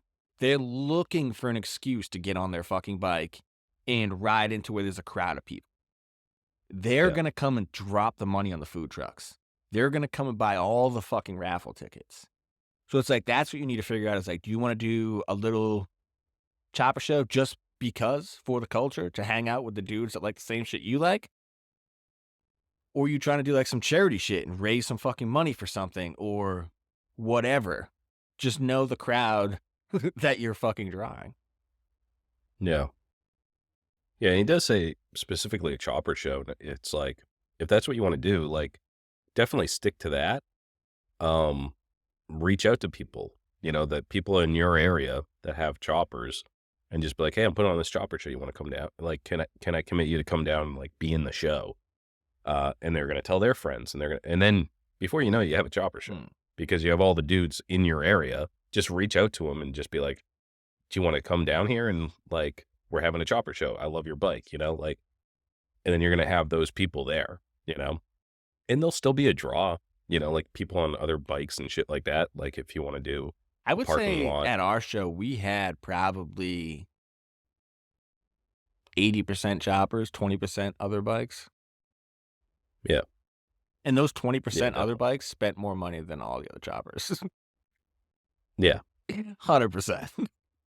Dude, my brother went. He doesn't even own a motorcycle, and he went just for the food trucks. Yeah, and I'm fine with that. I'm also a chopper guy, and I'm frugal as fuck. I hate spending money. Yeah. So I get it. You know what I mean? That's why we're all in the same fucking boat together.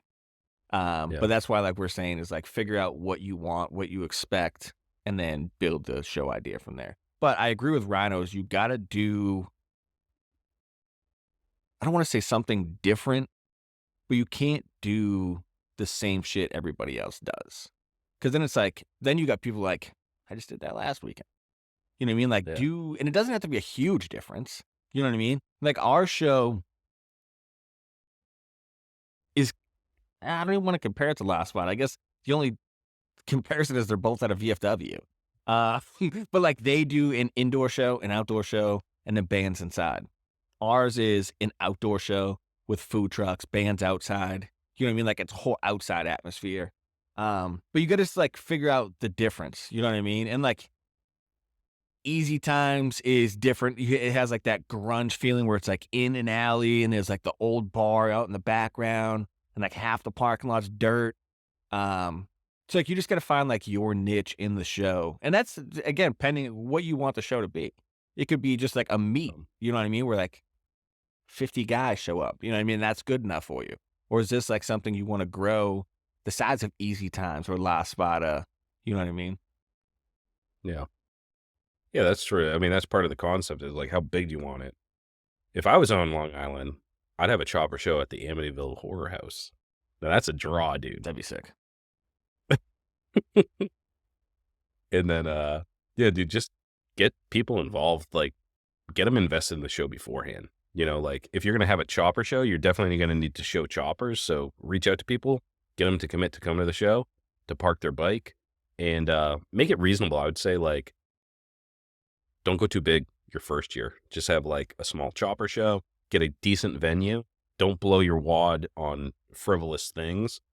You want to kind of spend almost $0 your first show. And then your second show is going to be bigger. But yeah, you should definitely do it. I mean, there's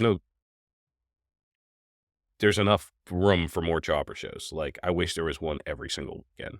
And unfortunately, there's not. You know what I mean? I'm waiting for shows to start.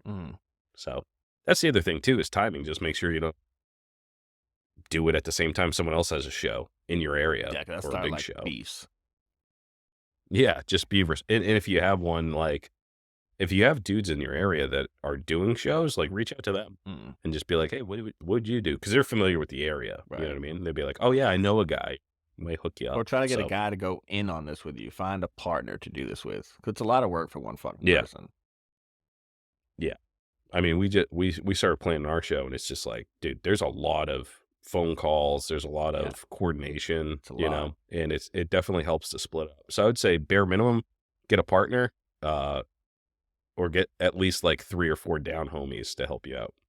Because the day of the show too, you're gonna need someone collecting fucking tickets. You don't want to have to do all that shit. You want to be able to, literally like, can't. Yeah. Because you're gonna have to be running around and shit. So yeah, get some homies, get a good spot, keep it small, don't waste your money on frivolous things, and get people stoked about it. Reach out. You're gonna have to reach out to a lot of people for, like, vendors and all that shit, and just make it a cool spot to hang out for an afternoon. You know, people will show up for it. And if you do put on a show, let us know. You can be in our show section there. All right, we got. I know that there's more that I didn't read, that I don't see. Hold on, let me pull it up and see if I can see. Because there's that guy that had the hidden comment. I know for a fact I didn't have that. Yeah, and if we're not reading some of this stuff, dude, Instagram automatically hides shit, and they, like, bury it. So yeah, it's fucking weird. This happens all the time too. I don't know what their fucking algorithm is. Like, this one I'm talking about, it's just like this guy is asking about, like, a shovel head or something, and Instagram's like hid the comment from us. Yeah, there's actually a bunch that you didn't get. Yeah. We have Sears 74115. Why is this? What the hell is going on? What's going on? I don't know. A thing just popped up. Said, "Are you still here? We're leaving this," and it started like with a fucking countdown. Anyways, Sears 74115 says, "Hey, can we get some stickers on the merch store so I can start plastering those bad boys around work?" We talked about this at one point. Yeah, But the domain that we use doesn't have stickers, right? Like the company? They have stickers, but they're not good. So here's the thing: is, like, I could get some Lowlife stickers up there, but they're gonna, like, you're gonna stick them, and because I've used them before. Yeah, because I used them for, like, Rhino Resto. We want those UV gas resistant ones. Yeah, so, like, the ones that we had Sticker Jesus do, I would do some of those. So I'm probably not going to put any on the store unless they have some better options. Right now, they just have dog shit options for stickers. Can we put shit on the store that isn't from that site? Because aren't they two separate things? Yeah, I can put stuff on the store that's not from the site. So I wonder if, like, we just order some stickers and then we can just send them. Like, we can just drop them in an envelope because they're so small.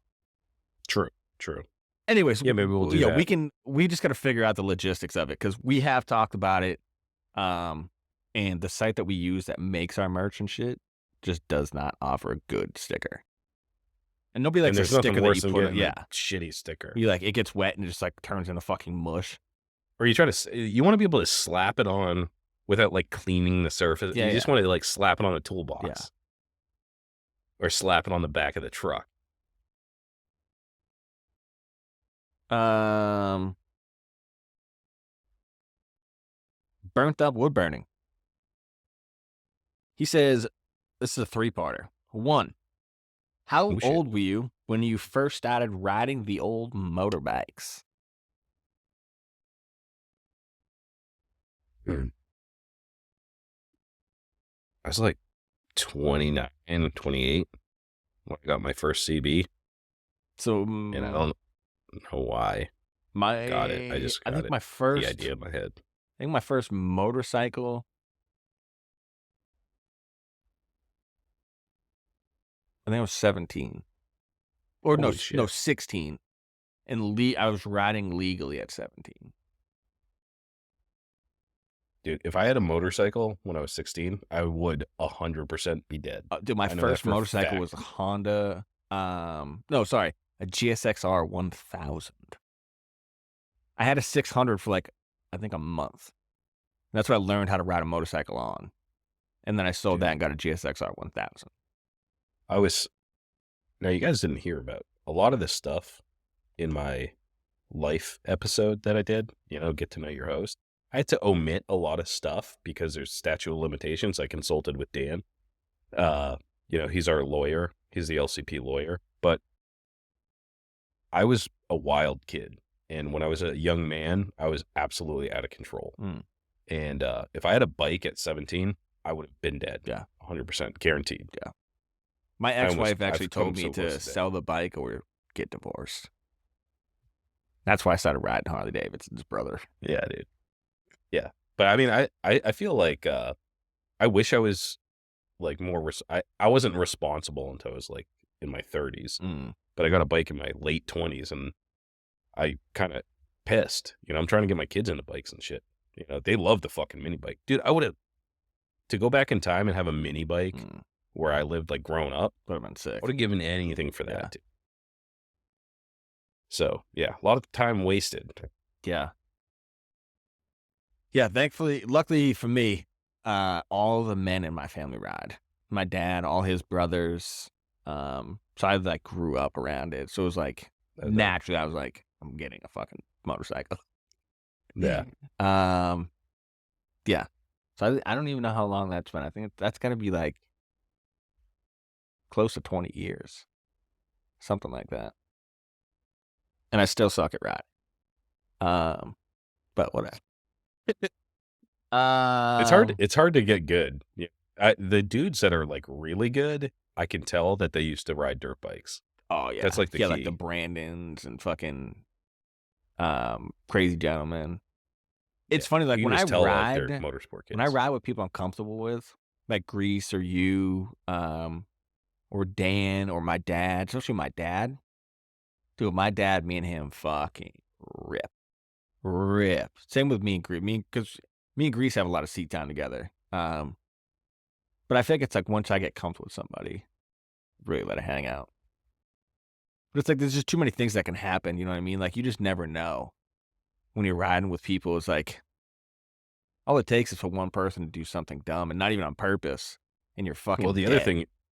other thing is too is like when we ride as a group, like we're close. We ride in formation. In formation. Yeah. And a lot of people don't do that. Like your typical groups of riders, they just do the AMA I don't know staggered many thing. other people that ride like that. Almost everybody else I know rides staggered. Yep. We ride pretty fucking tight though. We're peg to peg and tire to tire. Yeah. I think it's actually a lot safer. Yeah. It's that there's a reason why people ride in that formation. Yeah. You know what I mean? It is safer, especially like in traffic areas or pulling out from a stop sign, and definitely to keep the group together. Yep.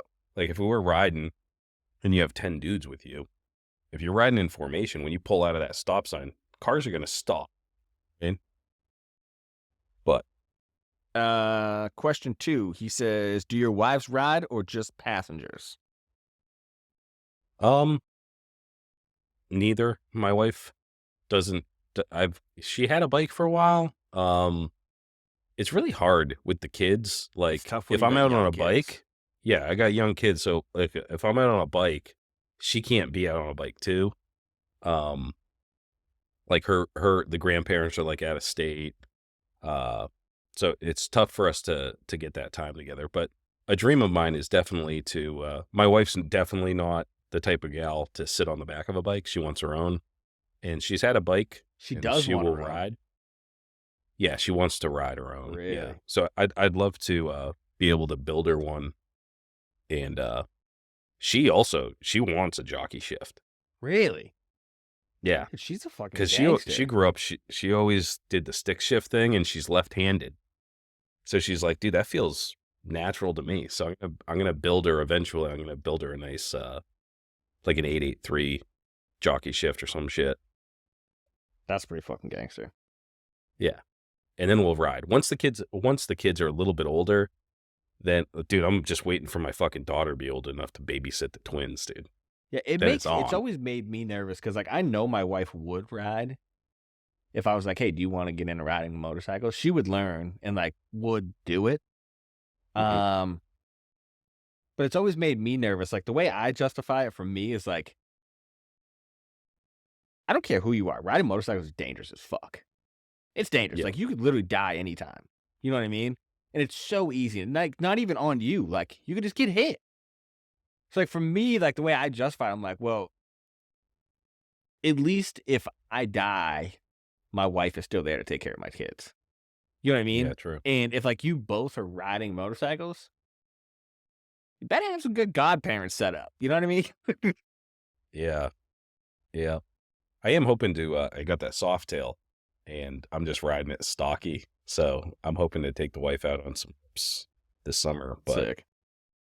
yeah, definitely don't want us to both die getting fucking sideswiped by some teenage girl. Yeah. Fucking looking at her That's like trying to do TikTok a or whatever. Snapchat or some shit. I'd be so pissed, dude. They wouldn't even let me into heaven. They'd be like, dude, you're way too angry for up here. We're kind of chilling, Yeah. dude. We're trying to have a good time up here. Yeah. And you're using all sorts of cuss words. Oh, do you have that one of that guy that was complaining about us cussing? That's another one I didn't read. I do. Hold on. We got one more part of this one. Last one for Burnt Up Wood Burning. He says, number 3, if you could ride anywhere in the US, where would it be? Okay. Yeah. Southwest for me, I think is like it's just I used to love driving down there. You know, it's just open, straight. Desert is beautiful, you know. Yeah. For So me, Southwest. bucket list for me in the United States is the Badlands. I've wanted to ride the Badlands for as long as I can remember because I've always seen people posting pictures of it or like my uncle showed me pictures when I went out to Sturgis and they went up and hit Badlands and shit and it just looks so fucking cool. Yeah, It's just super fucking cool. And I've never been, so that's a who good knows? one. I could get there and it could suck. But like from all the photos I've seen, like people I've talked to that have ridden it, they're like, it's fucking sick. So Yeah, that's a good one. Yeah, I think like Route 66 would be like a cool ride, but I'd do the Badlands too. yeah, it'd be dope. There's a lot of good shit down south too. That's the other thing. Oh yeah. I love down south. I always say I should have been raised in the fucking south. But it fucking rains a lot though. Yeah, but only It's the for only thing that like a sucks. little bit. Yeah, It rains for like an hour but I in the mean, middle like of the day. Southwest, you know, like down, New Mexico, Phoenix, you know, like down there, doesn't rain, so it's like perfect riding. You don't even have to consider it. Mm. It is hotter than I fuck think my though. favorite place on this planet, and like I haven't been to a lot of places, but like I pretty much the East Coast I've been, and I went to California when I was a baby, but the East Coast, dude, my favorite spot is Georgia. That's my favorite place on the East Coast, hands down. No shit. Yeah, I love Georgia. I think the weather is perfect. I think the fucking humans are amazing. I just love everything about it.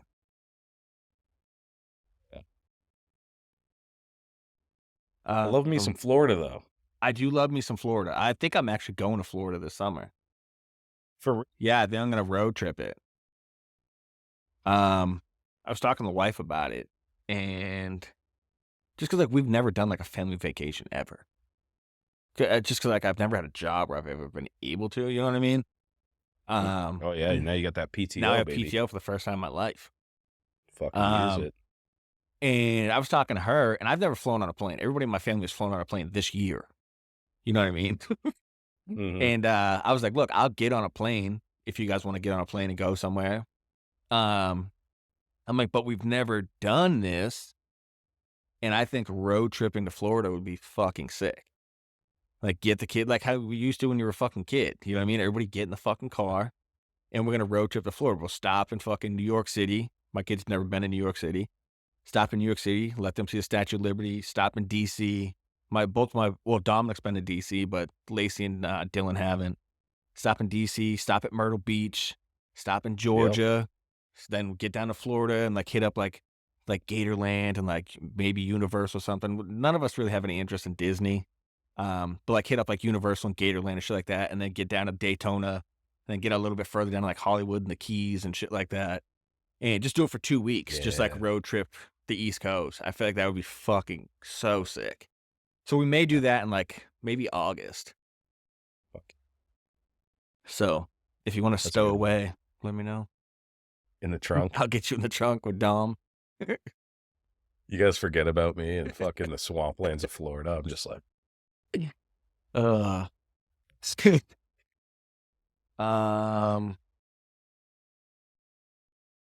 OSD Custom Weather says, do you have to dress like a dork to be in the choppers? Asking for Maddie Matherson.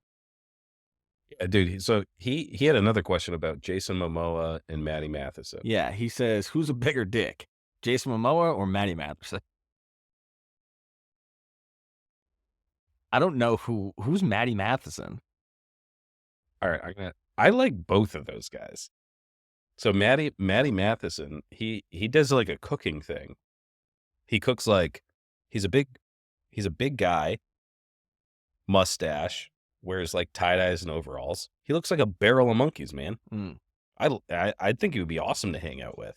And I watch his cooking show, and he cooks up like fucking awesome food. So, but he's also into choppers. I guess he rides choppers too. I don't know where he's from or whatever. I just know him from the cooking thing. And I've seen him, I think, at like probably some like shit. I don't know how famous he is. He's definitely not as famous as Jason Momoa. But I like Jason Momoa too. His brother is Love Cycles. Yeah. Who builds badass fucking choppers and shit. And he directed Road to Paloma. Wrote and directed it. Mm-hmm. It's a badass old school fucking chopper movie. Yeah. I have no problem with that boy. He did what was that fucking dragon show? He's pretty badass in that. Yeah. He has like a Harley line now too, of like clothing or some shit. He has a Harley line? Like, good for him. He seems like a nice dude. Maybe I'll have him on the show. I loved him when Johnny Depp was going through that fucking divorce thing, and they had like the memes of Jason Momoa like laughing and oh yeah. I love that. That shit was funny. Yeah. So I don't know. Maybe I'm fucking naive or something, but both those dudes seem cool to me. I got no problem with them. Yeah, I don't know Maddie Matheson at all, so I can't weigh in on this, but Jason Momoa seems like an alright dude. Yeah, maybe it's a British thing.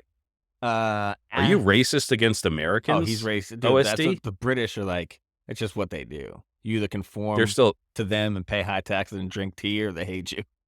Yeah, they're probably still a little bit salty about the whole revolution thing, right? Next. Oh, we're starting up world beef again, but Oh yeah. Next we got Astroman, 1985. He says your mom and your girlfriend switch bodies. You have to fuck one of them to get them to switch back. Which are you fucking? Your mom's body with your girlfriend's brain, or your girlfriend's body with your mom's brain? you're having sex with your mom either way. Mm-hmm.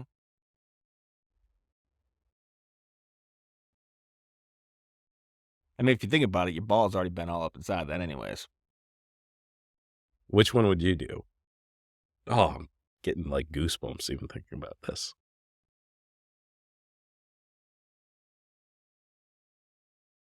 It is a fucked up one. It's like a catch. Dude, my mom's pretty old, so I think I'm going to have to go with the wife's body. And your mom's like, please hurry up. I was like, can you stop talking?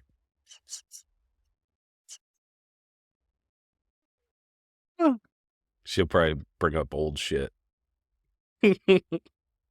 Yeah, that's a fucking tough I one. remember the day you were born. That is a fucking Shut up, Mom. tough I'm trying to one. fuck you here.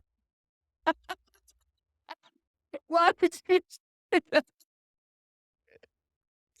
Oh my god. God, that's a really fucking tough one. Cause it's like you don't want your mom to be involved at all. You know what I mean? But it's your mom's body. You know how long that's going to take? It might even be impossible.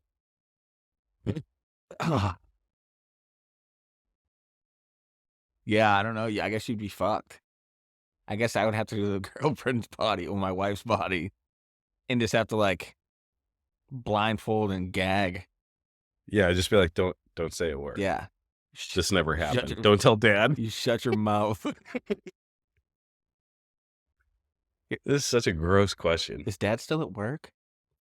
All right, thanks, Ashman. Appreciate that question. All right. So this one, a real person named Bend Over. This got to be a troll account. It's 100%. But for some reason, you're following them, and so isn't Dan.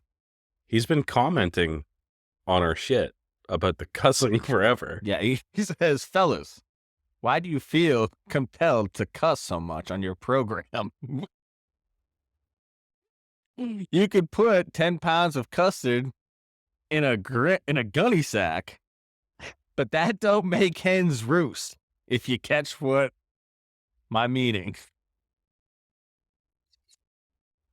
What the fuck's a gunny sack? All right. So, that guy... Fucking sorry, all right?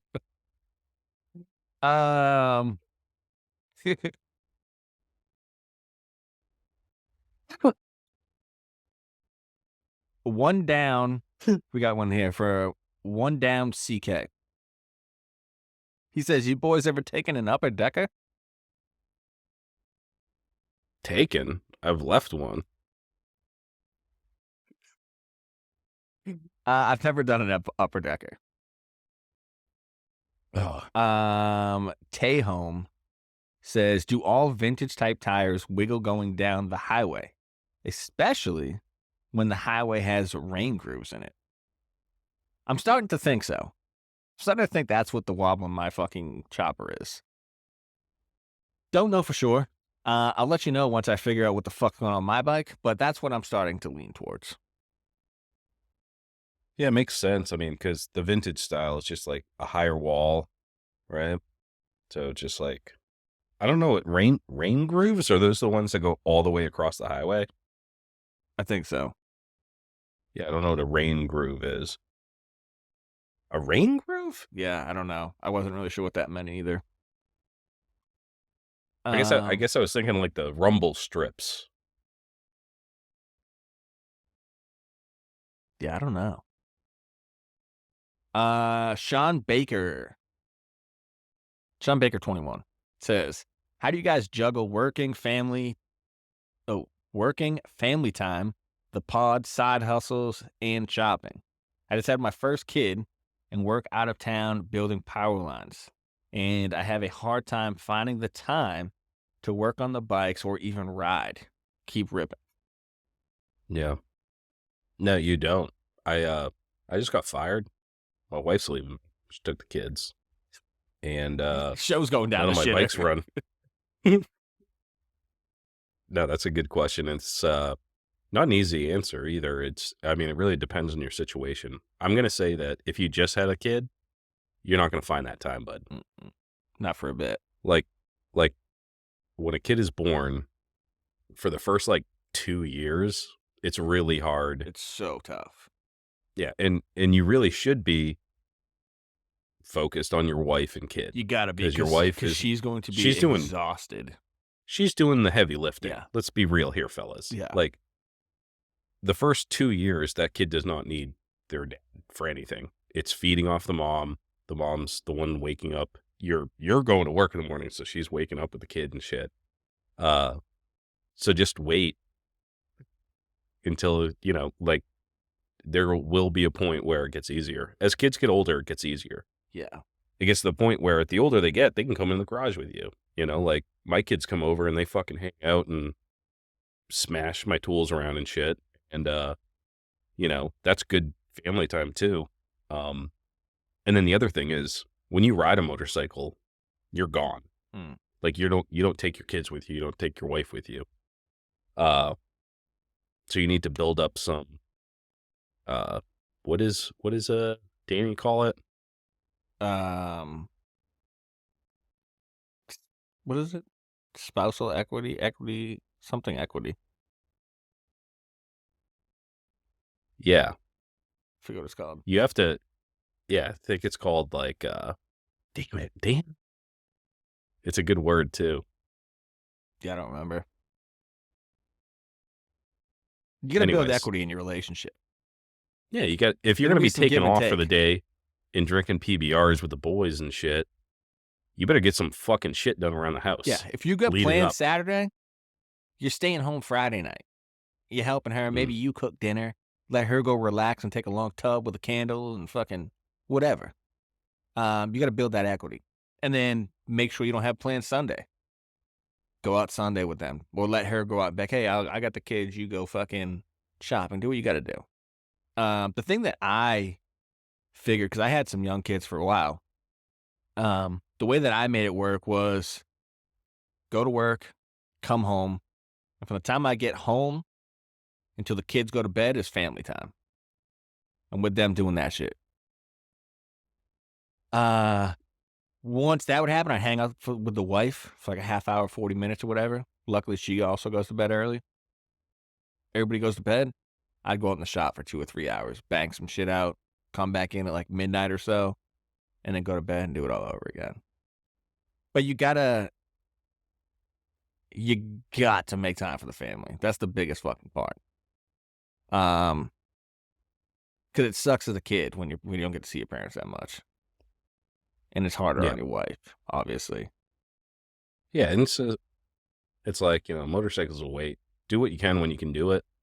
Like I used to when my boys were really young, they would only nap. Like if you took them on a car ride, so I'd take them on a car ride, and then I'd park the car outside the garage, and I'd let them sleep. Mm-hmm. I have the car running. They'd be listening to fucking classical music or whatever, and I'd get a little work done. You fit it in when you can.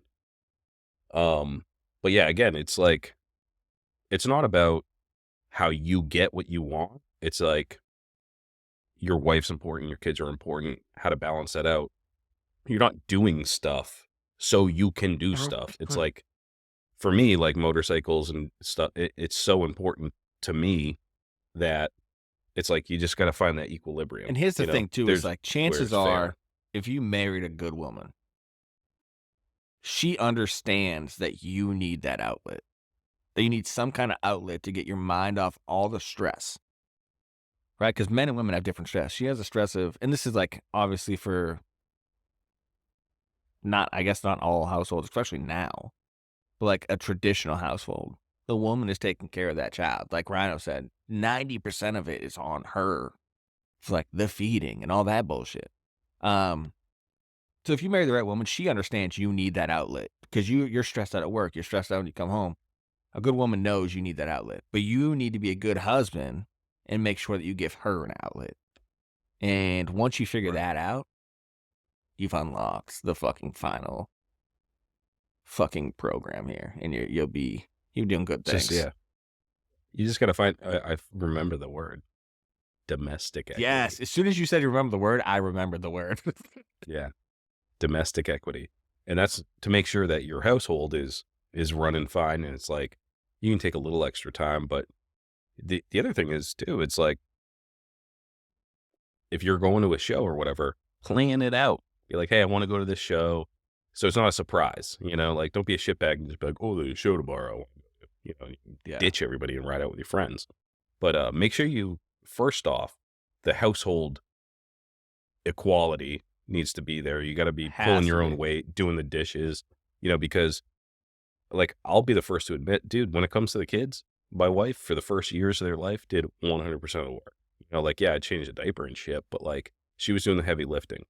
Now that they're a little bit older, it gets a little bit easier. You know what I used to do was, the easier to get. When my daughter was real young, I was into bikes at this point, like building bikes at this point. I would come home from work, and obviously my wife's exhausted. She got up with the baby all night. So I would come home from work. I'm like, hey, I got the baby. Go sleep for the next 4 hours. I didn't get to see my wife that much, but I got to let her catch up on the sleep, and just that, she was like, okay, if you want to do some shit Saturday, go ahead. You know what I mean? It's like just finding that balance. And that's why I hate, like, when people say, like, oh, if you got kids, you can't do shit. That's not what it is. You just got to not be selfish anymore. You know what I mean? Yeah. Which you'll learn as a father. I mean, if you're a new father, you had your first kid, that will change you fundamentally as a person more than any other single event in your entire life. Yeah. And you will be better. And you will learn and you will make mistakes. But, if you're with the right person, they'll understand how important this stuff is. Like my wife, we do the podcast recording. I go to shows, I go to swap meets, I can do all that shit. And she supports me. You know what I mean? Not everybody's going to support you. My wife plans around our recording night. Yeah. When we started having Wi-Fi issues, now she asks me Friday, hey, what day you guys recording?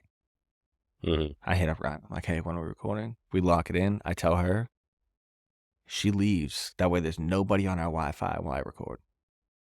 We haven't had any network issues. Like tonight, yeah, she went to the movies. Well, she brought my daughter out to the movies. Last week, she brought the kids out to dinner.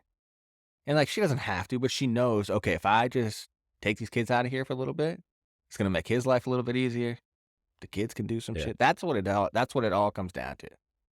Yeah. And then the other thing is when you're gone, the wife can have some fun. Like my wife, every time I go, she, like, orders Chinese food. They, like, they have some stuff. Oh, you got to have fun. You got to have plans for them. Yeah, you got to have fun while, daddy's away. And the other thing is when you wake up, and it's time to head home, don't pussyfoot around. Hop on the fucking bike and get home to your family. That's always been something that I feel like a lot of us are good at, is, like, if we're taking off for the weekend, it's known between our group, because all of us guys, we all have kids. It's known between our group, like, hey, get as rowdy as you want Friday, have fun all day Saturday, but start tapering down Saturday night, because come Sunday morning, we're fucking out of here. We're rolling out. And we're getting home. And that's like, it's little things like that, like, your wife will appreciate, is like, when you're gone for the weekend and you show back up Sunday before noon, you show back up the house 10, 11 o'clock. Now you got the whole day. It doesn't matter how much you drank. That's your fucking problem. Once you get home Sunday, it's daddy mode. It's husband mode. Oh, yeah. It's time to get shit done, hang out with the family, have a good time. Yeah. And that's how you balance it. Yeah. And the thing is like, absence makes the heart grow fonder. I mean, you think about your family the whole time you're away, you feel a little bit guilty. Oh, by Sunday. And when you get home, oh yeah, by the time you get home, you're just like, you're a better father. Mm-hmm. You need that outlet. Yeah. And then when you get home, you're like, this is what's really important. You know what I mean? But as far as like balancing all the shit, like the family stuff is definitely paramount to everything else. Side hustles, I don't even give a shit if I get any work or whatever. Same. Like, that's just like whatever comes in is just bonus. And then the show is, because I feel an obligation to the listeners. I feel an obligation to, to you to get it out every weekend. So yeah, this has been with the show, it's different than all of those other things. 'Cause it's like the show's been a thing for so long now, and, like, even with you, like, it's been almost a year now with you. Now this isn't like an extracurricular activity. Like, this is my job. My wife doesn't look at like, "Oh, he's gonna go do the podcast. He's gonna do shit with his friend." No, this is a Yeah. job, and she understands that. You know what I mean? Like, Right. that's just it's what it is. This isn't like a a luxury thing anymore. I mean, it is. I love it, but, like, the way I look at it, the way my wife looks at it is like, this is an obligation. It's the same thing as going to work. There's no calling out from this. No matter what's going on in my Right. life, this still has to get done. Yep. Yeah. And yeah, I mean, it's hard to juggle, but the only thing, I guess, just to the original question, it's like every year older that kid gets, it gets easier and easier and easier. And then you're going to get to a point where you get to incorporate them into like your love of mini bikes. And dude, my fucking kids love motorcycles. They think they're so cool, just to go out to the garage and like sit on them.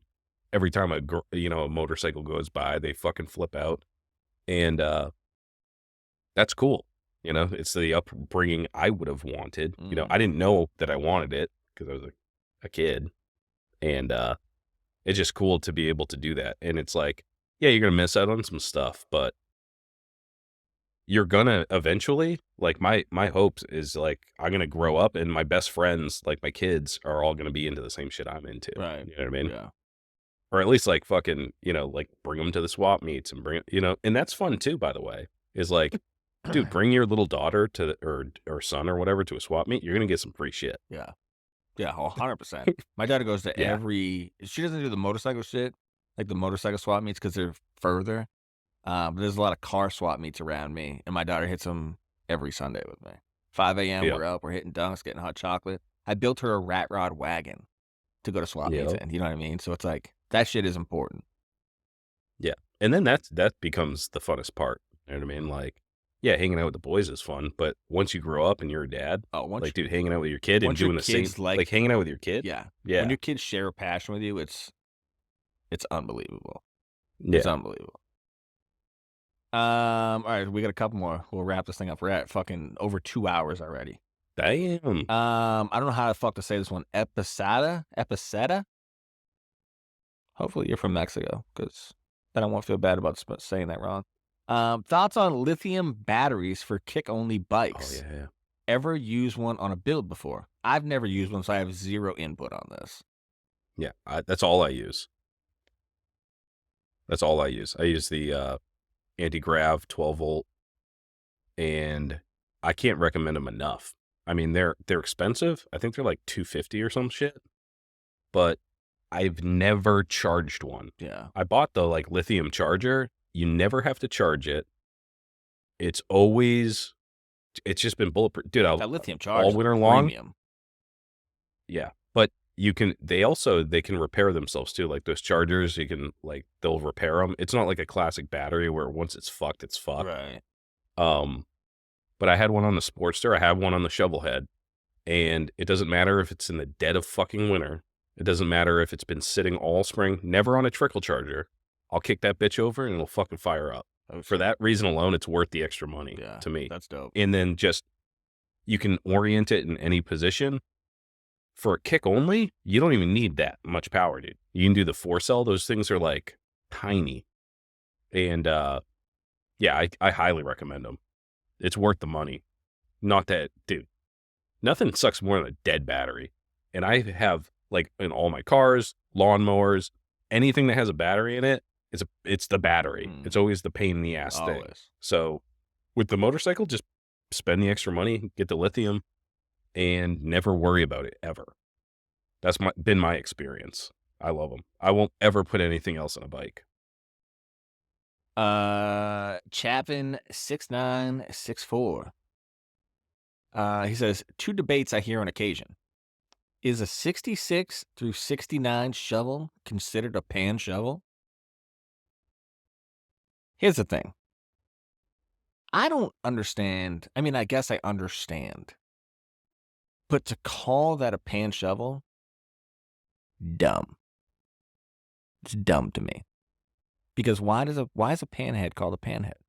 Not because of the bottom end, because of the top end, fellas.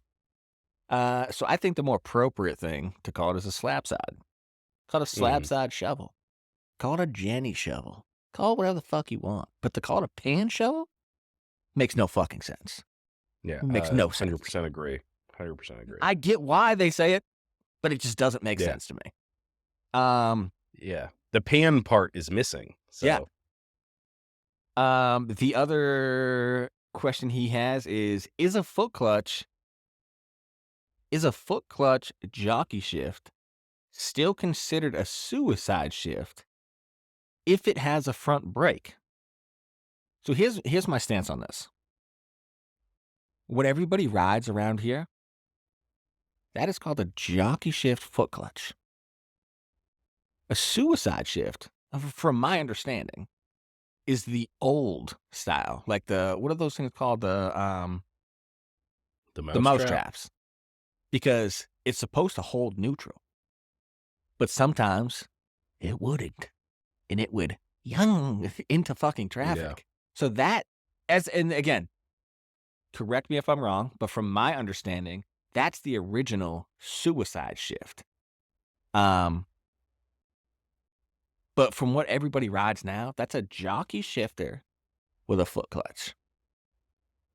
Yeah, and I'd even go further. Like, I agree with you there, and I would say that just the term suicide shift is like a fucking relic from the forums. You know what I mean? Like, it's like guys that are against it because it's like, oh, you're gonna commit suicide doing that. I just think it's stupid. So I like jockey shift better. Yeah. And I agree with you on the history of the suicide. I think that is accurate. I would never call it a suicide. I feel like such an idiot. When I hear somebody call it a suicide I got a shift, suicide shifter. Like, what the fuck? When I hear somebody call it a suicide shift, I get why. Because like you said, it's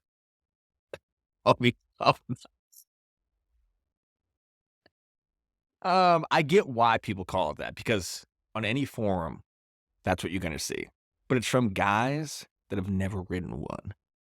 They're like, it's a suicide shift because it's suicidal. Stop it. Okay? Yeah. People that don't ride motorcycles would say riding a motorcycle is suicidal. Okay? So you sound like a fucking idiot when you say it's dangerous. Yeah. Stop with that shit. And the suicide shifter, like I said, to my understanding, that's the true meaning of a suicide shift. And along with what Rhino said, I would never fucking call it that. I think it sounds gay as fuck. Yeah, I feel like such an idiot. But I get why people say it, because that's what it says in the forums. That's what you hear. And I think that's just from the old bucks that always hated it, or whoever.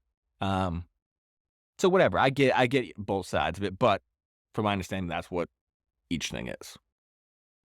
Yep. Let me just make sure we got everything.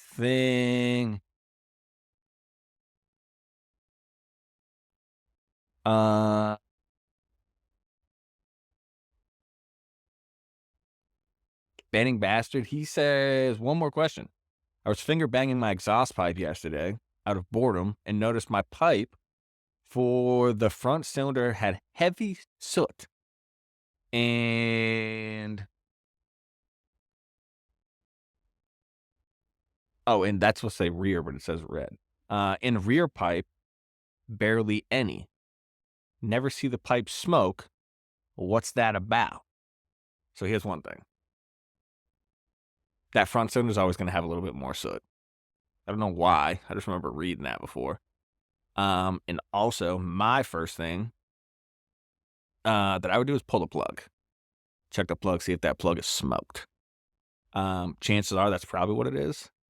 Bad plug. Or maybe you have intake leak, exhaust leak, something that's making that one cylinder run richer than the other. But it is normal to be off a little bit. It's not going to be identical front and rear. Right. Yeah, I would say definitely check the plug. That's going to tell you the other end. You know, like if you're looking at your finger banging the back end, you know, go to the front door. and see what's going on with the plug. And if it matches, then I guess I would say if the dirty pipe and the dirty plug, then you probably have it's probably too lean on the front or something. You know what I mean? Yep. But Tim Garland, 66. this is like the longest episode we've ever done. Yeah. Tim Garland, 66. Says, what do you guys do about getting your choppers inspected in New Hampshire? ? Or do you just say, fuck it, not do it, and just get it registered? Fuck it. Fuck it. I've been riding, like I said, since 17. Even when I rode normal bikes, never once inspected it. Yeah. Never. Yeah, here's been my experience is you can't get them inspected because it's going to fail somewhere. You know, definitely like blinkers. You don't want to have blinkers on it. You don't want to have like any of that shit. And they'll fail you in New Hampshire for the exhaust decibels, you know. So yeah, just ride it. And I get pulled over at least once a year for not having an inspection sticker for that reason. They don't pull me over and then they notice I don't. They pull me over once a year at least for not having an inspection sticker. Just go to court. They'll throw it out. I've never paid a ticket. Oh, shit. Yeah.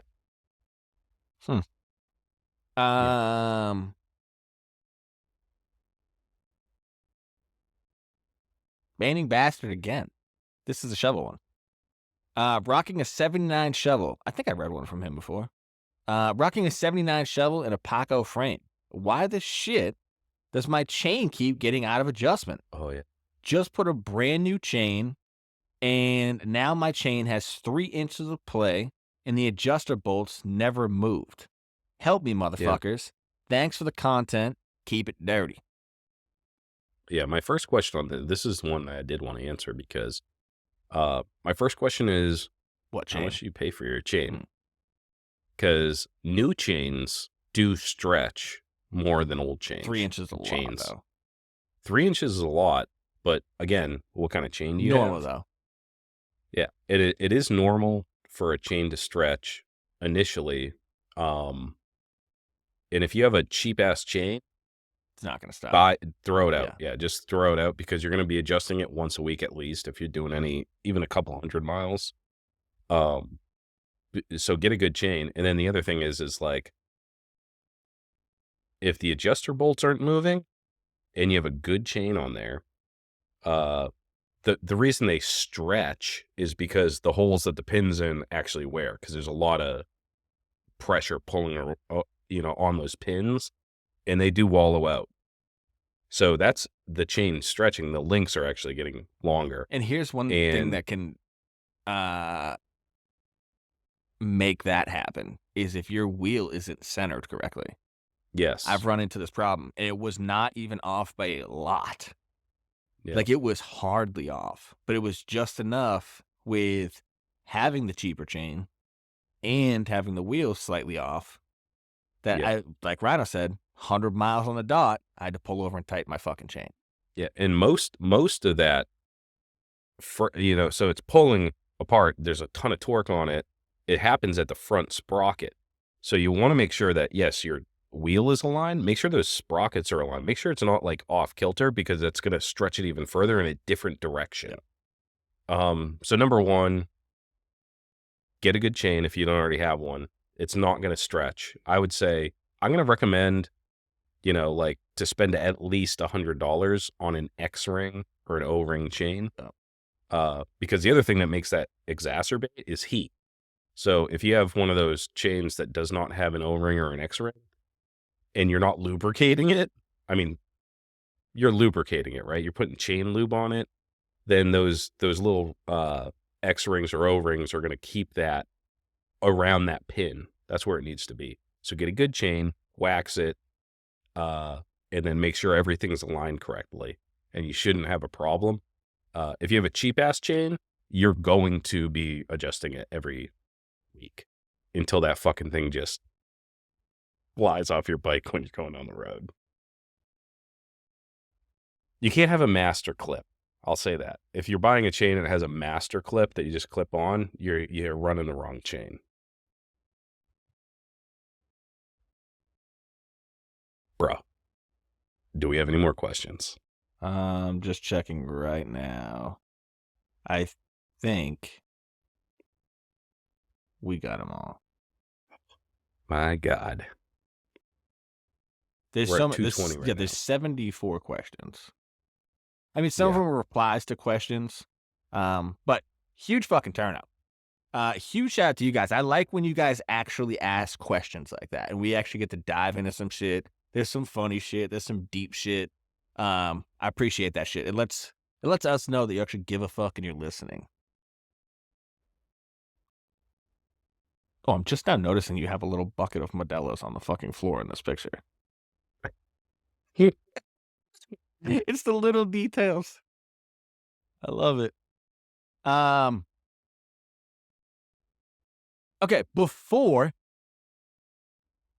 we end this episode, now that we're 2 hours and 20 minutes into it, let's thank those motherfuckers that help make this show happen every goddamn week. Up first, we got Dan from No Luck Paintworks, cooking up the dopest paint jobs on the East Coast out of Manchester, New Hampshire. Dan is the motherfucking homie. He is always striving to better his fucking craft. So if that sounds like the kind of dude you want working on your shit, hit up Dan at No Luck Paintworks and tell him the boys from Lowlifes Podcast sent you. Next, we got Deadbeat Customs, one of the longest sponsors of the show. Steve is the motherfucking homie. He supported us through everything, through all the bullshit, through the podcast getting shut down, to switching fucking co-hosts, to literally everything. Steve has fucking backed us. He also puts on the fucking Deadbeat Retreat, which you know has been our staple show since the very fucking beginning. Episode number 2 was about the Deadbeat Retreat.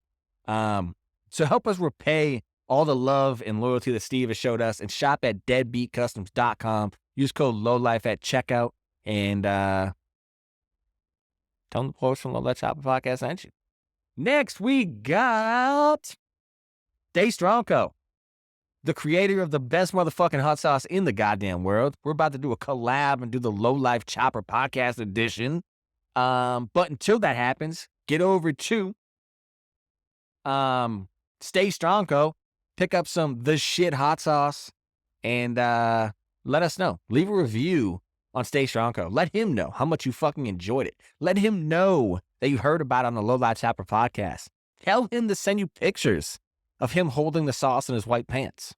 All right? Up next, we got... He makes the sauce in all white garb, and he doesn't get a speck amazing on him. Up next, we got Lowbrow Customs, everything you need for the road ahead. Lowbrow literally supports every fucking show across the country.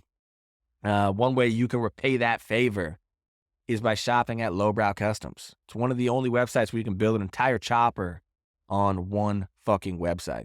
So go check out lowbrowcustoms.com. Next, we got Steel City Blacksmithing. Josh, absolute stud when it comes to metal. Old son will bring your fucking build to the next level. Just a little kiss of blacksmithing really brings your build to the next fucking level. So check them out. SteelCityBlacksmithing.com. Steel City Blacksmithing on Instagram. Next, we got Hui Motor Co. That's HUI Motor Co. Gear priced for riders so they can still afford to ride. I know you're sulking right now because you missed out on that $100 off the pre-order on the vest, but he got those vests. They are nice. You put your fucking sunglasses in it, and then here's the best part. Tell me. Enter code LOWLIFE at checkout. Get some cash off. We Motor Co. Next up, we got Matt, Burnt Up Wood Burning. He's going to be the giveaway sponsor next month. He doesn't use computers. He doesn't use CNC machines. He doesn't use AI. He uses these mitts that God gave him. Photorealistic pictures of motorcycles, hot rods, your wife's titties. Dang. I might get that made for my damn self. You won't. He also does pets, by the way. He posted some shit. He did some pets. Fucking gnarly shit. He's going to be on next week with his son. We're going to get to know him a little bit, but check him out. Custom wood burning from Matt at Burnt Up Wood Burning. Last but not least, Loctites Chop Shop. If you need any pinstriping done, hit me up. Tis the fucking season where the paint will be flowing. If you just want a little kiss of fucking paint to just, take that build up just a wee bit. Let me know if you want some custom garage signing. You want me to paint the fucking windows on your business. You want to paint your dump truck, your fucking whatever you want. Custom pinstriping, hit me up. Loctite Chop Shop on Instagram or Loctite at lowlifechopperpodcast.com. just a kiss. Look, A little. it's a little whisper in the ear. And last but not least, this show. Low Life Chopper Podcast, the premier video podcast. Never miss a week. 5 years. I guess we're going on 6 years now, baby. It's going to be 6 years. 5. This is our 5th year? I think it'll be 5 years in July. No, dude. It's going to be 6. No, is it? Yeah. I think I've been here for a year. I think 2019. It's 2004. It's not 2004. It's 2024. Wait, time travel. Oh, how time flies. I'll have to double check. I don't know. We'll check it we're out. coming up on 5 years. Who fucking knows? Yeah, we're on like episode 280 something. I know it's in July. That's all I know. Okay. So, anyways, this show, the Low Life Chopper Podcast, the premier Chopper Podcast. Check out lowlifechopperpodcast.com for all our shops and socials. You can see old episodes. I'm going to put up our show too, because we're going to have a brand new page for the Low Life Lowdown. We're getting sponsors. We're getting vendors. We're going to pop them all up on there. But go check out our shop at Big Cartel. Get yourself some swag. Look at this fucking hat. I love this. That's a nice fucking hat. I love that it zoomed in while you did it too. Dude, you get this in the yellow stitching? Baby. Look at that. Green under. All right. It's some good shit. Look like It's a all I Southern wear rapper now. with your hat like that. Like Jelly Roll? That's why I always wear it backwards. Is that a stain You're up there? Paul Is that Wall. cum? I got cum on my head. Anyways, get over to lowlifechopperpodcast.com. It has everything you need to know about this show. You can become a Patreon there. You can find all of our merch there. You can find out facts about the show that we're going to be doing. You have our Instagram handles, our email addresses, everything you need for the show. You can go listen to the show all in one place. lowlifechopperpodcast.com. Beautiful. Until next week, folks. Jesus Christ. 2.5 hours, buddy. 2.5 hours. 2.5 hours. We out here, baby. However many years, we're still banging out 2.5 hour episode. We appreciate you guys getting involved with this motherfucking Q&A. I love doing episodes like this. It's a lot of fun to personally be able to talk and answer your fucking questions. I like just shooting the shit with my homeboy fucking Rhino with no pressure of a guest. So, until next week, fuck your mother.